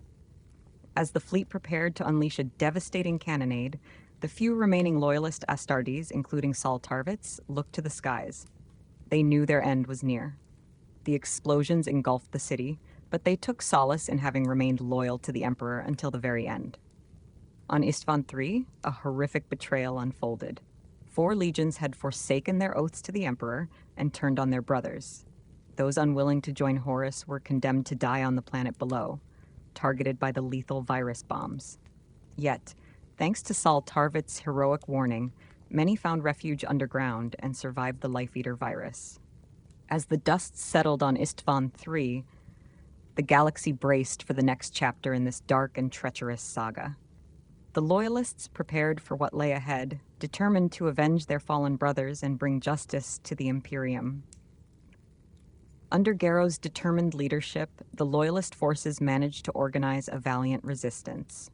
Despite being vastly outnumbered, they fortified themselves within the ruins of the capital city, buying precious time for the rest of the Imperium to respond to Horus's betrayal. United by their unwavering loyalty to the Emperor, the survivors from various legions stood together against the Warmaster's forces and his corrupted Primarch brothers. However, their heroic stand would ultimately be in vain. As the battle raged on, the Warmaster's forces executed a final orbital bombardment that reduced the planet's surface and the last Loyalist defenders to ashes. The ruins of Istvan III's Coral City became their tomb. This marked the first significant step in Horus's mission to overthrow the Emperor. The loyal remnants within the legions had been purged, and the sons of Horus, Death Guard, World Eaters, and Emperor's children had irrevocably betrayed the Imperium.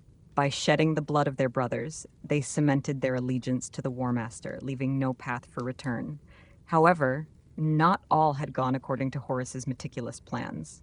Nathaniel Garrow, unlike the other Loyalists, had not been sent to the surface Istvan III due to a severe leg wound he had suffered on Istvan Extremis. This injury rendered him unfit for active combat.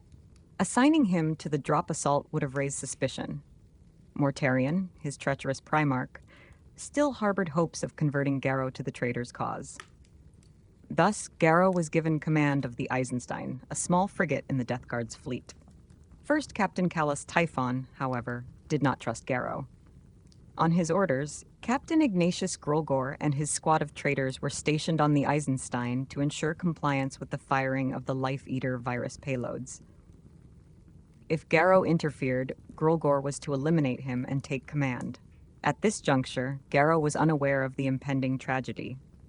Meanwhile, his sworn honor brother, Saul Tarvitz, had boarded a stolen Thunderhawk and was en route to warn the Loyalists on Istvan III about the imminent bombardment. When Tarvitz contacted the Eisenstein, he informed Garrow of the Warmaster's treachery and the impending virus bombing. Garrow and his entourage rushed to the gun decks, where a fierce battle erupted between the Loyalists and traitors on board. In the chaos, several containers of Life Eater virus munitions accidentally detonated, releasing deadly green clouds that spread through the gun decks, claiming the lives of deckhands and Astartes alike. Acting swiftly, Garrow ordered the ship's uncontaminated compartments to be sealed, preventing further spread of the virus. The remnants of the virus were eventually flushed out into the void through the airlocks. Fortunately for Garrow, all traitors aboard the Eisenstein perished in the accident, allowing the loyal crew to keep the ship operational. The only remembrancers who survived the massacre on Horus's flagship, the Vengeful Spirit, found refuge on the Eisenstein. Among them were Euphrates Keeler, Kirill Sinderman, and Mercedes Oliton, who had been assisted in their escape by the ancient Astartes-Iactan crews. As the devastating bombardment on Isstvan III commenced, Garrow and his crew saw this as their best chance to slip out of the formation and escape the system. However, their departure did not go unnoticed. A communication officer aboard the Eisenstein, misinterpreting the situation, believed Garrow to be a traitor for disobeying the Warmaster's direct orders. In secret, he sent a warning message to the Death Guard fleet. Upon receiving the distress call, Callus Typhon, commanding the Terminus Est, initiated a pursuit of the Eisenstein. As the Eisenstein made its daring escape, the stakes for the Loyalists were higher than ever. Their mission to warn the Emperor and save the Imperium from Horus's treachery was now fraught with even greater danger. As the massive battleship Terminus Est unleashed its formidable firepower, the much smaller Eisenstein found itself in a perilous situation. The Eisenstein's only chance at survival was to divert all available power to its void shields and attempt to outmaneuver the far more powerful Terminus Est. Desperation led the Eisenstein to chart a course dangerously close to a nearby star, hoping to utilize its gravitational pull to slingshot themselves out of the range of the pursuing behemoth. The maneuver was risky but necessary. By transferring all energy from their engines to the warp drives, they hoped to make a quick escape. Despite the full power of the void shields, the relentless barrage from the Terminus Est occasionally breached their defenses, causing significant damage to the ship. Nevertheless, the Eisenstein steadily sailed out of the enemy's firing range. The sheer size and weight of the Terminus Est meant it could not safely follow through the star's gravitational field and was forced to break off the chase. In a last-ditch effort, Callus Typhon ordered a massive volley from all the ship's guns. The coordinated assault struck the Eisenstein, causing severe damage and breaching large sections of the hull. Many crew members were killed, and the ship was on the brink of destruction. Yet, in a final act of defiance and desperation, the Eisenstein managed to initiate a warp jump, barely escaping into the Imperium. However, their troubles were far from over. Traveling through the warp was inherently unpredictable, and the Chaos Gods had unleashed severe warp storms to aid Horus's treachery and obscure events in the Isstvan system. These storms disrupted common warp routes, making travel and communication perilous. Additionally, during the pursuit, the Eisenstein's Geller field generator had been damaged, compromising the thin veil that protected the crew from the horrors of the warp. If the Geller field failed entirely, the crew would face unimaginable dangers and insanity. Captain Nathaniel Garrow and his crew's fate hung in the balance as they attempted to navigate the treacherous warp and reach Terra to warn the Emperor of Horus's betrayal. Their journey was fraught with peril, and it was uncertain if they would survive the warp's madness. Meanwhile, on Isstvan III, the Warmaster Horus prepared for the next phase of his grand plan. Fulgrim, having returned from his failed attempt to sway Ferrus Manus to the traitor's cause, was tasked with fortifying positions on Isstvan V. Although the Iron Hands had refused to join the Warmaster, Fulgrim had managed to inflict significant damage on their fleet, crippling their ability to warn the rest of the Loyalists. Horus knew time was of the essence. The Loyalist forces would soon gather a retribution fleet and head towards Isstvan in full force. To prepare, Fulgrim was ordered to establish a strong defensive position on Isstvan V. They chose an abandoned Xenos stronghold overlooking a large ravine known as the Urgal Depression. The fortifications were in disrepair and required extensive work to make them defensible. Fulgrim, eager to atone for his earlier failures, meticulously oversaw the construction of a vast network of earthworks, trenches, and bunkers along the Urgal Plateau. Anti-aircraft batteries and portable orbital defense stations were installed to prevent the Imperial fleet from simply bombarding the fortifications from orbit. When the conflict on Istvan III concluded, the entirety of the Warmaster's fleet relocated to Istvan V, taking up these newly fortified positions and preparing for the impending arrival of the Loyalist forces. Despite the strong ground defenses, Horus was acutely aware that their fleet in orbit was at a significant disadvantage. The Loyalist Retribution fleet was expected to vastly outnumber them, and engaging in a full-scale naval battle would be unwise. The open space offered no defensive advantage, making it critical to rely on the fortified positions on the planet's surface. As the traitor forces settled into their defenses on Istvan V, they awaited the inevitable clash with the Loyalist legions. For the time being, Horus saw little use for his fleet in the immediate vicinity of Istvan V.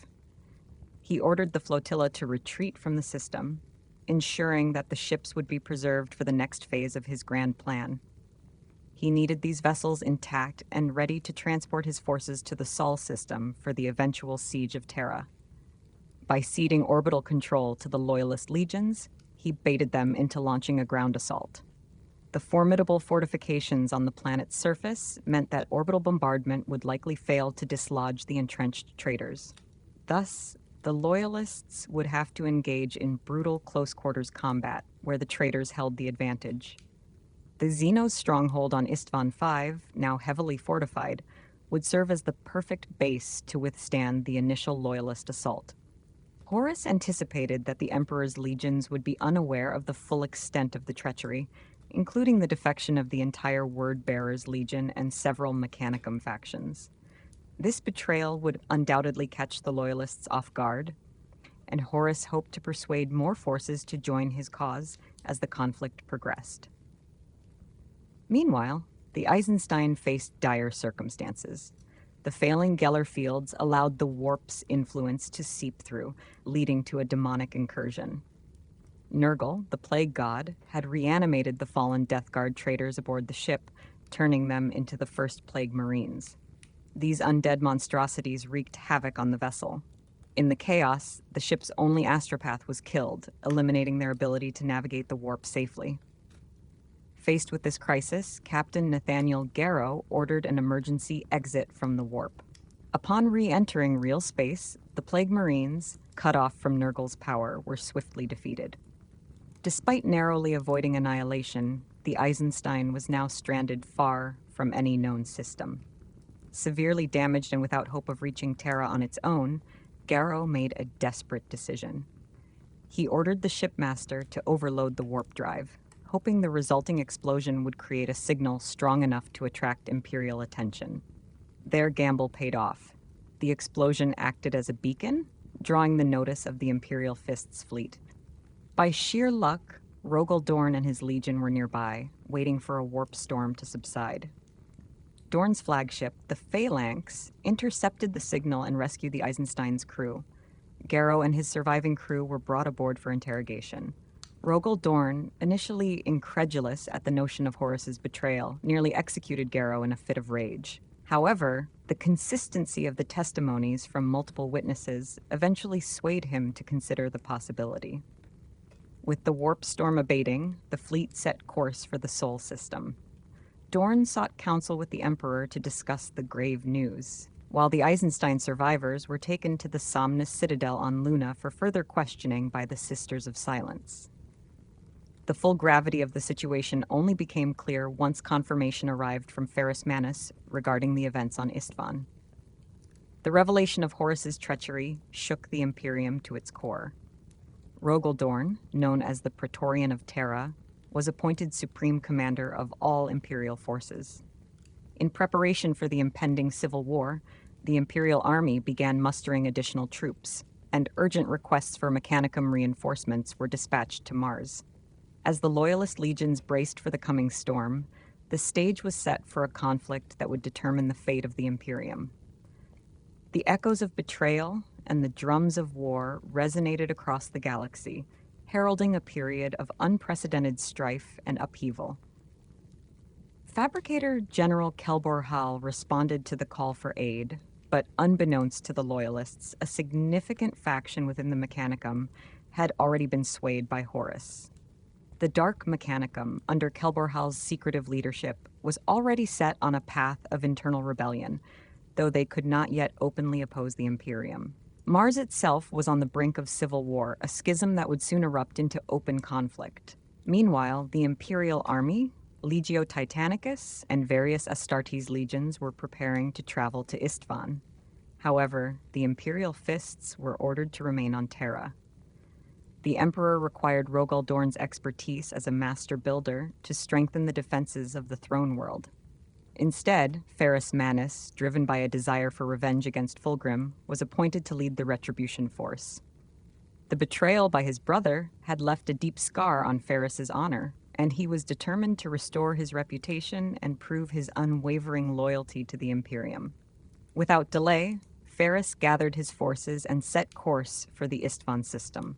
The Raven Guard, commanded by Corvus Corax, and the Salamanders, led by Vulcan, would form the vanguard of the Loyalist assault.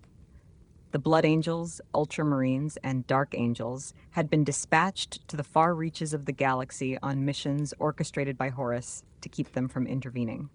The White Scars were occupied with remnants of the Orc Empire and were unreachable due to warp storms. Meanwhile, Leman Russ and his Space Wolves were en route to Prospero to apprehend Magnus the Red. Despite the urgency, the vanguard was not without support. They would soon be joined by other legions believed to be loyal.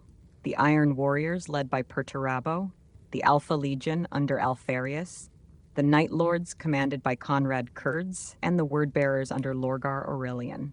All were converging on Istvan to join the impending battle.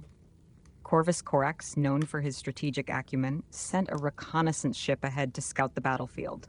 Surprisingly, they encountered no enemy vessels in the system. The traitor fleet had seemingly withdrawn. Scans of Istvan III confirmed the horrific betrayal. The thriving capital, Coral City, was now a lifeless wasteland. The reconnaissance ship then detected concentrated Vox signals emanating from Istvan V, pinpointing the traitor's location in the Urgal Depression. Eager for retribution, Ferrus Manus was ready to launch the assault. However, Corax and Vulcan advised caution, suggesting they wait for the other Loyalist legions to arrive. The narrow confines of the Urgal Depression would not accommodate the deployment of 7 legions simultaneously. A staggered approach would be necessary, and Ferrus was adamant that the Iron Hands be in the first wave. The ravine had been a strategic choice by Horus, limiting the space for a full-scale attack and providing a defensive advantage. Yet Ferrus's desire to strike quickly and punish the traitors, particularly Fulgrim, overruled calls for patience. He believed that seizing the initiative would prevent the traitors from further fortifying their position. Confident in their strength, Ferrus and his allies prepared to descend upon Istvan V, ready to bring retribution to the Warmaster and his followers. As the Loyalist forces made their final preparations, the weight of their mission hung heavily over them. They were not just fighting to avenge a betrayal, but to safeguard the very future of the Imperium. The coming battle would be one of the most significant confrontations in the galaxy's history, a pivotal moment that would determine the fate of humanity's greatest empire. The Loyalists steeled themselves for the fight ahead, knowing that their actions in the Urgal Depression could very well decide the outcome of the Horus Heresy. With reinforcements from other legions inevitably on their way, Ferrus Manus and his fellow Primarchs were confident the battle's momentum would soon shift in their favor. The fresh Astartes from the brother legions would easily crush whatever remained of the traitors' resistance after the initial assault. Thus, Ferrus proposed that the Iron Hands, Raven Guard, and Salamanders spearhead the attack, leading the charge against the traitor fortifications. Despite his eagerness for battle, even Ferrus Manus recognized the folly of a direct assault on fortified positions without first softening them up. With the traitor fleet absent, the Loyalist Navy could move into low orbit and unleash a devastating orbital bombardment. The combined firepower of the fleet rained down upon the traitor defenses, filling the sky with explosions and turning the ground below into a hellish landscape of fire and debris. The Urgal Depression, where the traitors had entrenched themselves, was pounded relentlessly. Lance strikes scorched the ground, and the fortifications were hammered by the intense bombardment. Portable defenses on the plains were obliterated, unable to withstand the onslaught. However, the Void Shield network protecting the main stronghold proved resilient, absorbing much of the impact. While some bunkers were breached and Astartes inside were killed or wounded, the overall damage to the traitor fortifications was less than anticipated. Meanwhile, the traitors' defense lasers retaliated, engaging the Loyalist fleet in a fierce exchange of fire. The Loyalist ships, despite their strong void shields, could not maintain this standoff indefinitely. Their primary objective was to suppress the anti-air defenses long enough for the drop pods, stormbirds, and landers to deliver the Loyalist troops to the battlefield. With the bombardment laying the groundwork, the order for the ground assault was given. Space Marines from the Iron Hands, Raven Guard, and Salamanders, with vengeance burning in their hearts, launched their attack. Thousands of drop pods streaked through the skies of Istvan Fef, braving a torrent of anti-aircraft fire. Although some pods were destroyed mid-descent, the sheer number of attackers ensured a significant force would make it to the surface. The drop pods landed on the outskirts of the traitor defenses, just beyond the protective void shields. Leading the charge were the elite Morlock Terminators of the Iron Hands, commanded by Horus Manus himself. They wasted no time, immediately advancing toward the traitor's center. Corvus Corax led the Raven Guard on the right flank, while Vulcan and his Salamanders took position on the left. Despite the relentless artillery fire they faced upon landing, the Loyalist forces, led by their Primarchs, carved a path through the traitor lines. The traitors responded with equal ferocity. In the center, the Emperor's children faced off against the Iron Hands. To their left, the Imperial Army and World Eaters clashed with the Raven Guard, while the Sons of Horus defended the rocky slopes of the Urgal Depression. On the right, more Imperial Army units and the Titans of Legio Mortis resisted the Salamanders' advance, with the Death Guard securing the far flank. The battlefield erupted into chaos as the front lines collided. Thousands of bolters fired at point-blank range, and ceramite armor shattered under the intense fire. The air was thick with the sounds of war and the cries of the wounded and dying. The Loyalists fought with a determination born of righteous fury, knowing that the fate of the Imperium hung in the balance. As the battle raged, it was clear that this would be a conflict unlike any other. The Loyalist forces pressed their attack, determined to bring justice to the traitors and avenge the betrayal that had torn the Imperium apart. The traitors, entrenched and desperate, fought back with all their might, knowing that defeat would mean their ultimate destruction.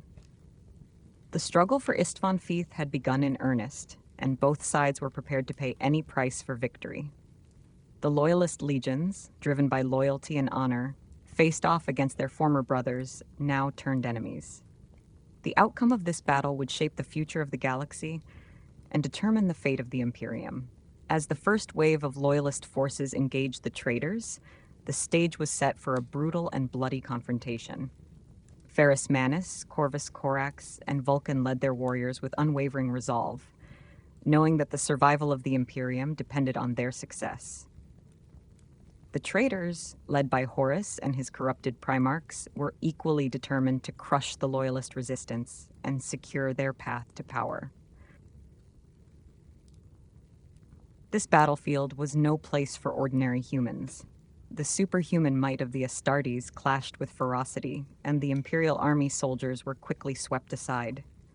Their role seemed little more than cannon fodder, intended to absorb the enemy's fire. Where Space Marine fought Space Marine, the combat was intense and brutal. No mercy was given, nor was any expected. Every inch of ground gained came at a tremendous cost. The Titans of Legio Mortis found it nearly impossible to unleash their heavy firepower without risking their own forces in the chaotic melee. However, more suitable targets soon presented themselves. Stormbirds and landing crafts completed their descent, unloading additional Space Marines into the already crowded front lines of the Urgal Depression. Imperial Army troops also made planetfall, positioning their artillery for supportive fire. A fleet of tanks rolled from the landing crafts, quickly moving into firing positions. Within 30 minutes, the bulk of the Imperial forces had successfully reached the surface, aligning with Ferrus Manus's strategic battle plans.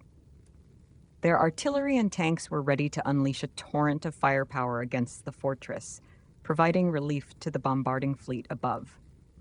Despite their successful landing, the Loyalist forces faced immediate opposition. Dominating the battlefield, the colossal Imperator-class Titan Dies Irae outmatched and outgunned anything the Loyalists could deploy. It wreaked havoc, blasting its weaponry into the Loyalist rear lines, disrupting supply lines, and complicating the evacuation of wounded troops. However, even this mighty Titan had to retreat partially into the fortress under the onslaught of Loyalist fire. Several Warhound Titans' void shields were overwhelmed, resulting in their destruction amidst the traitor lines. With the bulk of the defenders' guns suppressed, it was time for the Loyalist Titans to enter the fray. Massive bulk transporters touched down at the rear of the lines, deploying the titanic god machines of Legiotaris, the Firebrands. These colossal war machines further bolstered the Imperial forces' firepower. Titans engaged in long-range duels, their massive laser weapons scorching the ground and troops below. The Urgal Depression echoed with a cacophony of deafening noise as sonic booms shattered eardrums and overpressure waves killed friendly troops caught too close to the colossal weapons. The Loyalists began to gain the upper hand. Ferrus Manus, leading his Morlocks at the forefront, carved through the traitor forces. The Primarch crushed and killed traitors with his bare silver hands, tearing apart any foe who dared stand against him. None could withstand his fury. Meanwhile, the corrupted Emperor's children reveled in the bloodshed, their once proud Third Legion now unrecognizable. Under the influence of Slaanesh, they had become hedonistic wretches, their armor desecrated with strange symbols, and their taunts unintelligible. They found ecstatic pleasure in their brutal ends, throwing themselves willingly into the path of the Gorgon. Despite the blessings of their new Chaos patrons, Horus realized the traitor lines were beginning to falter. The relentless assault from the Loyalist forces, led by their indomitable Primarchs, was too much to withstand indefinitely. The defenders were being pushed back, their fortifications gradually crumbling under the sustained pressure. The traitors fought with desperate ferocity, but the tide of battle was turning in favor of the Loyalists. Ferrus Manus, Corvus Corax, and Vulcan led their legions with unwavering resolve, determined to punish the traitors for their betrayal. The battlefield was a hellscape of shattered armor and fallen warriors, the air thick with the smell of burning ozone and the sounds of clashing steel. The Loyalists pressed their advantage, knowing that victory here would deal a significant blow to Horus's rebellion. As the battle raged on, the fate of Istvan Feith hung in the balance. The Loyalists fought with the knowledge that the Imperium depended on their success, while the traitors struggled to hold their ground against the relentless onslaught. The outcome of this conflict would have far-reaching consequences, shaping the future of the galaxy and determining the fate of the Imperium. With every passing moment, the Loyalist forces inched closer to victory. Ferrus Manus, a force of nature on the battlefield, inspired his warriors to fight with unmatched fervor. The traitors, despite their dark powers and chaotic blessings, were slowly being overwhelmed. Sensing the growing peril, Horus finally commanded his brother Primarchs to join the fray. Angron, the Red Angel, led the charge from the fortress, his dual chain axes roaring as he crashed into the Loyalist lines with the force of a tempest. His relentless fury was unstoppable, driving a wedge between the ranks of the Raven Guard and Iron Hands. Fulgrim, with his Emperor's children, moved to the center, engaging the Iron Hands with deadly elegance. On the right, Mortarion entered the battle, his presence bolstering the Death Guard's morale. His scythe cut down salamanders with sweeping, lethal strokes. Just as the Loyalist assault began to falter under this renewed onslaught, more traitor reinforcements emerged from the fortress. First, Captain Abaddon and his Terminators charged with a brutality nearly equal to Angron's, tearing through Loyalist ranks. From the high ground at the edge of the Urgal Depression, traitors rained fire upon the masses below, creating a deadly crossfire. Hidden bunkers behind the Loyalist front lines sprang open, and squads of traitors launched surprise attacks on their rear. The bulk of the traitor infantry surged forward, a human tide overwhelming the Loyalists through sheer numbers. Space Marines in the front lines were engulfed by bodies, unable to maneuver or use heavy weapons effectively. In the claustrophobic melee, Astartes resorted to using their fists, overpowering enemies in hand-to-hand combat. The gore and shrapnel clogging the joints of their armor further hampered their movements. Legio Mortis, accompanied by mechanized armor and traitor jet bikes, advanced relentlessly, bringing more death and devastation. The Loyalist reserves, in a desperate bid to halt the tide, plunged into the chaos. Almost every Loyalist Space Marine was now engaged in brutal, close-quarters combat. The semblance of a battle line disintegrated into a chaotic and deadly melee. Salamanders unleashed their flamers, incinerating the swarming traitor infantry and freeing their encumbered comrades. The air filled with the stench of burning flesh as the human tide melted away before the cleansing fire. Aircraft from the Loyalist fleet strafed the high ground, forcing traitors to abandon their positions, though many were shot down by the fortress's anti-aircraft batteries. The wreckage of stormbirds and the remains of brave pilots rained from the skies. Legio Ataris, the Firebrands, continued their advance, engaging enemy titans at close range. Outnumbered, they fought with reckless bravery, determined to destroy as many enemy titans as possible. Their sacrifice paid off. Despite heavy losses, they effectively neutralized the Legio Mortis contingent. Crippled Mortis titans attempting to retreat were hunted down by Iron Hand's subjugator units and destroyed. The ferocity and chaos of the battle forced both sides to pause and reassess. The battlefield, no more than 20 kilometers wide, was a hellscape where tactics had become meaningless amidst the maelstrom of combat. Armies capable of conquering entire star systems clashed in a confined space, leading to unimaginable carnage. As the intensity of the conflict grew, it became clear that both sides needed a moment to regroup. The Loyalists, led by Ferrus Manus, Corvus Corax, and Vulcan, fought with unmatched determination. The traitors, driven by their Dark Masters and Horus's command, resisted with all their might. The fate of Istvan Feith hung in the balance, the outcome of this battle poised to shape the future of the galaxy. Both forces knew that the stakes were higher than ever. The Loyalists fought with the knowledge that victory was essential to preserving the Imperium. The traitors, on the other hand, were committed to their rebellion, determined to overthrow the Emperor and reshape the galaxy. The battle for Istvan Futh would be remembered as one of the most brutal and decisive conflicts in the history of the Imperium. As the dust settled and the wounded were tended to, the entire battlefield was strewn with wreckage and death, with countless mangled bodies of Astartes and mortals alike scattered across the Urgal Depression. While the Loyalists had carved a bloody path through the traitors' defenses, Horus's fortress remained strong, with most of their gun positions still active. Both sides were running low on ammunition and desperately needed resupply.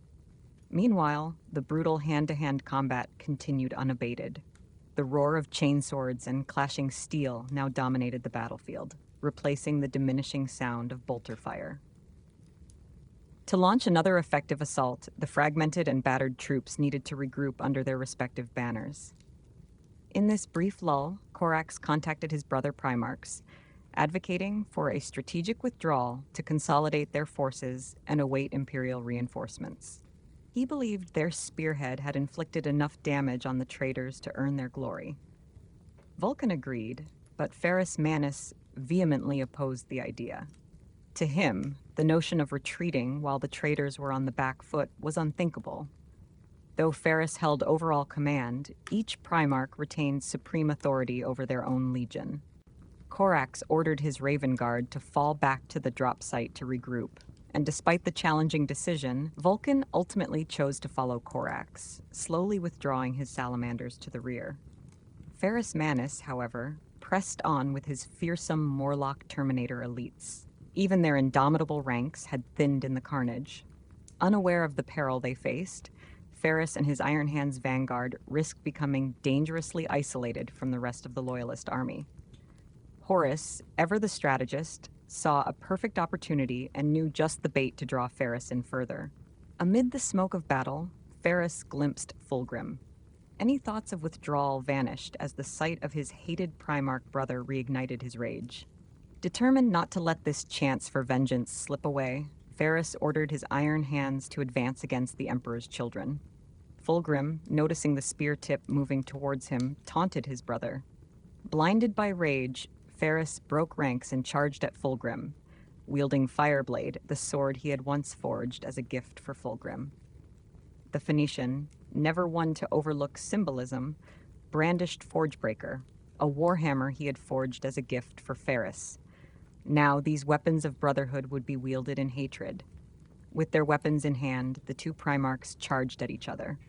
The duel between Ferrus and Fulgrim was a clash of titans, their blows striking with the force of a thunderstorm.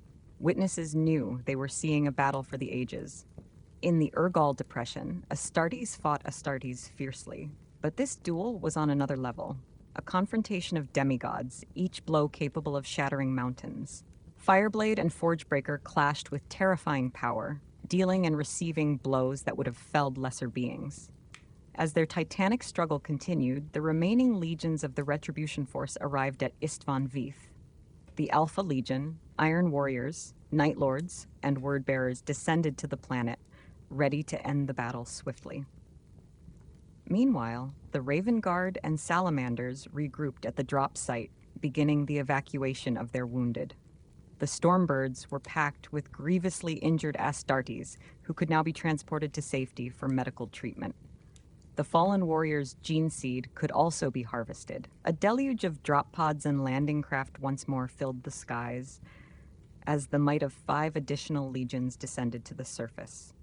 The traitors, though still formidable, faced a reinvigorated loyalist force determined to reclaim victory. Ferrus Manus reveled in the sight of the arriving reinforcements. With their combined strength, he believed they would soon crush their enemies, and that Fulgrim and the other traitorous Primarchs would pay for their betrayal with their lives.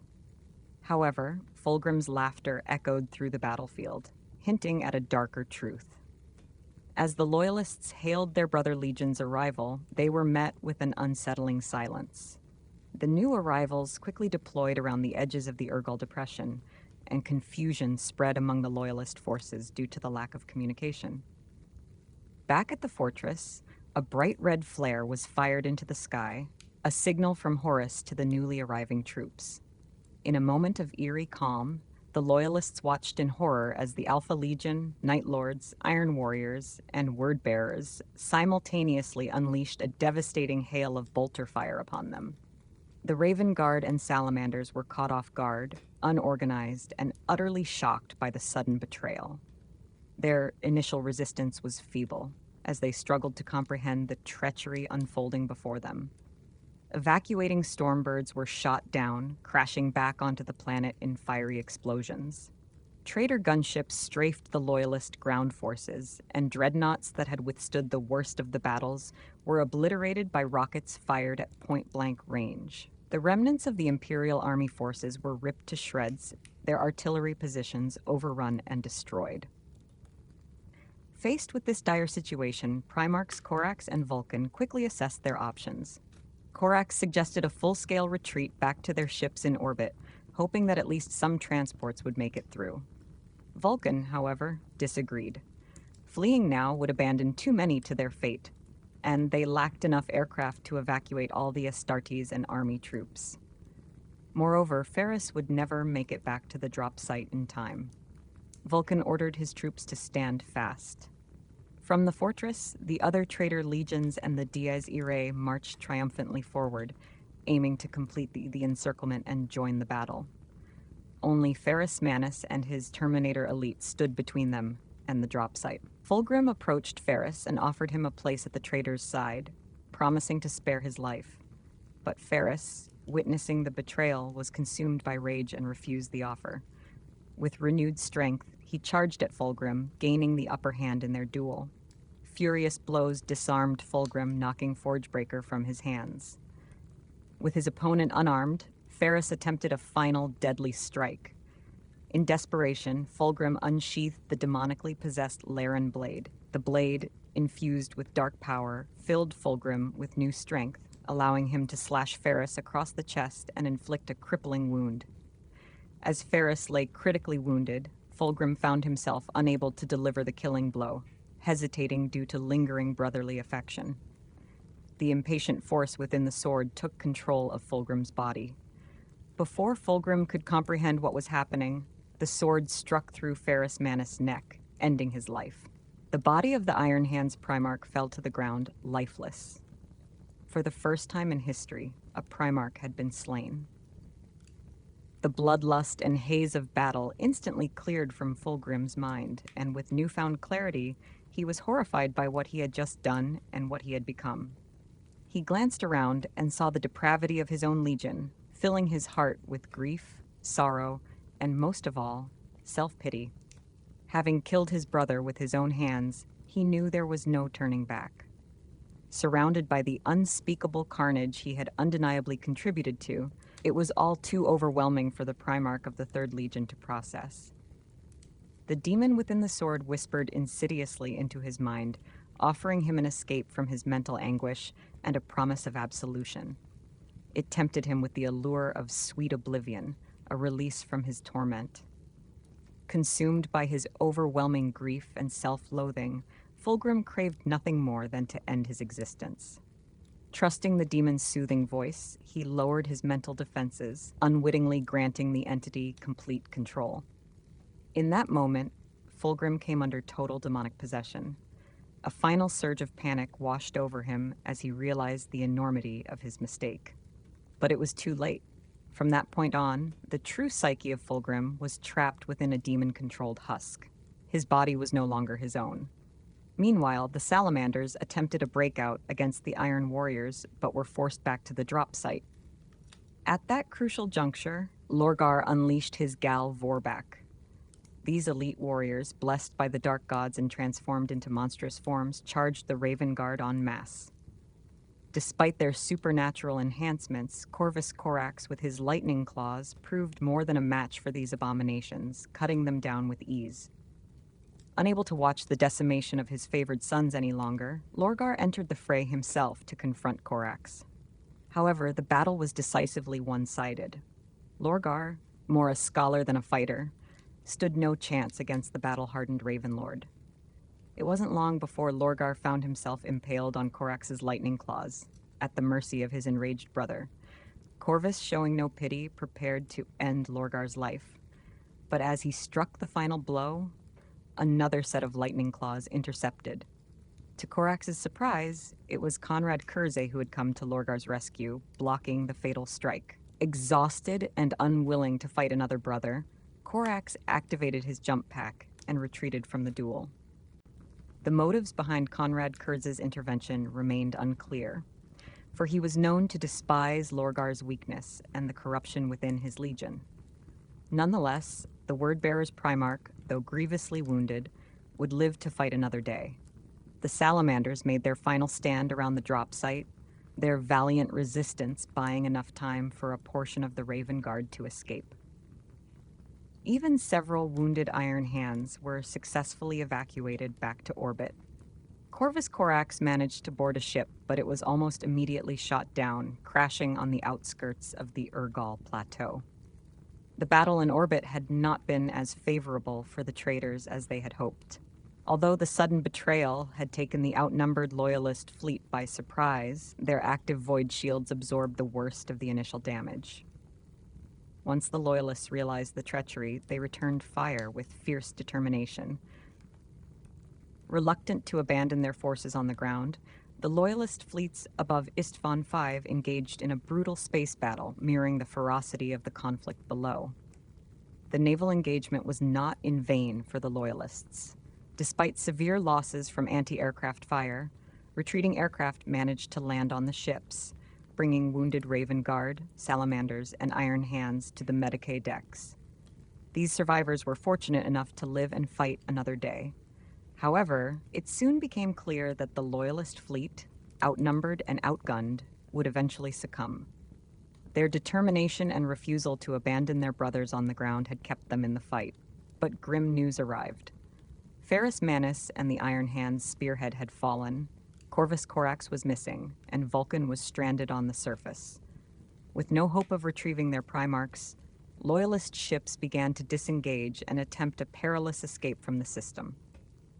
As the Imperial fleet started to retreat, the traitors knew their victory was assured. Despite overwhelming odds, Vulcan and a handful of Salamanders continued to hold out against the traitor onslaught below. There was no way off the planet. All available landing craft had either been destroyed or sent back to orbit. In a final act of spite, the Iron Warriors' fleet launched a tactical nuclear strike at the center of the drop site. The blast vaporized everyone in its radius, including the remaining Salamanders, but Vulcan survived due to his perpetual nature. Laying unconscious in the crater, he was secretly taken by Conrad Kurz to his flagship for imprisonment. With the battle over, the traitors emerged victorious. The fallen were consigned to massive funeral pyres, and by nightfall, the Urgal depression was illuminated by hundreds of fires. Horus stepped out from his command post to a jubilant crowd chanting his name.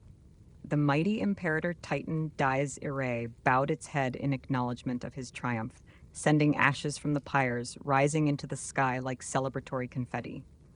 Horus now commanded 8 full legions. The Loyalist forces were in disarray, with 3 of their legions nearly annihilated. Any survivors from the battle were being relentlessly hunted down. Across the galaxy, the Space Wolves and Thousand Suns were locked in conflict on Prospero. The Word-Bearers were leading Guilliman's forces into a trap, and the Warmaster had schemes in place for the remaining Loyalist legions. The Emperor's forces seemed unable to oppose him effectively. The victory at Istvan V was complete. To commemorate the event, Horus ordered a massive eye symbol to be ignited on the northern slopes of the Urgal Depression. This blazing emblem of his supremacy was to remain forever etched into the rocks as a testament to his dominance. With the battle concluded, the traitors prepared to embark on their ships and set course for the Sol system. The road to Terra lay open before them. The drop site massacre marked the beginning of a new era. As Loyalist forces scrambled to counter the traitors, the Great Crusade came to a bitter end. Horus's betrayal plunged the galaxy into the flames of civil war, and the million worlds of the Imperium began to burn.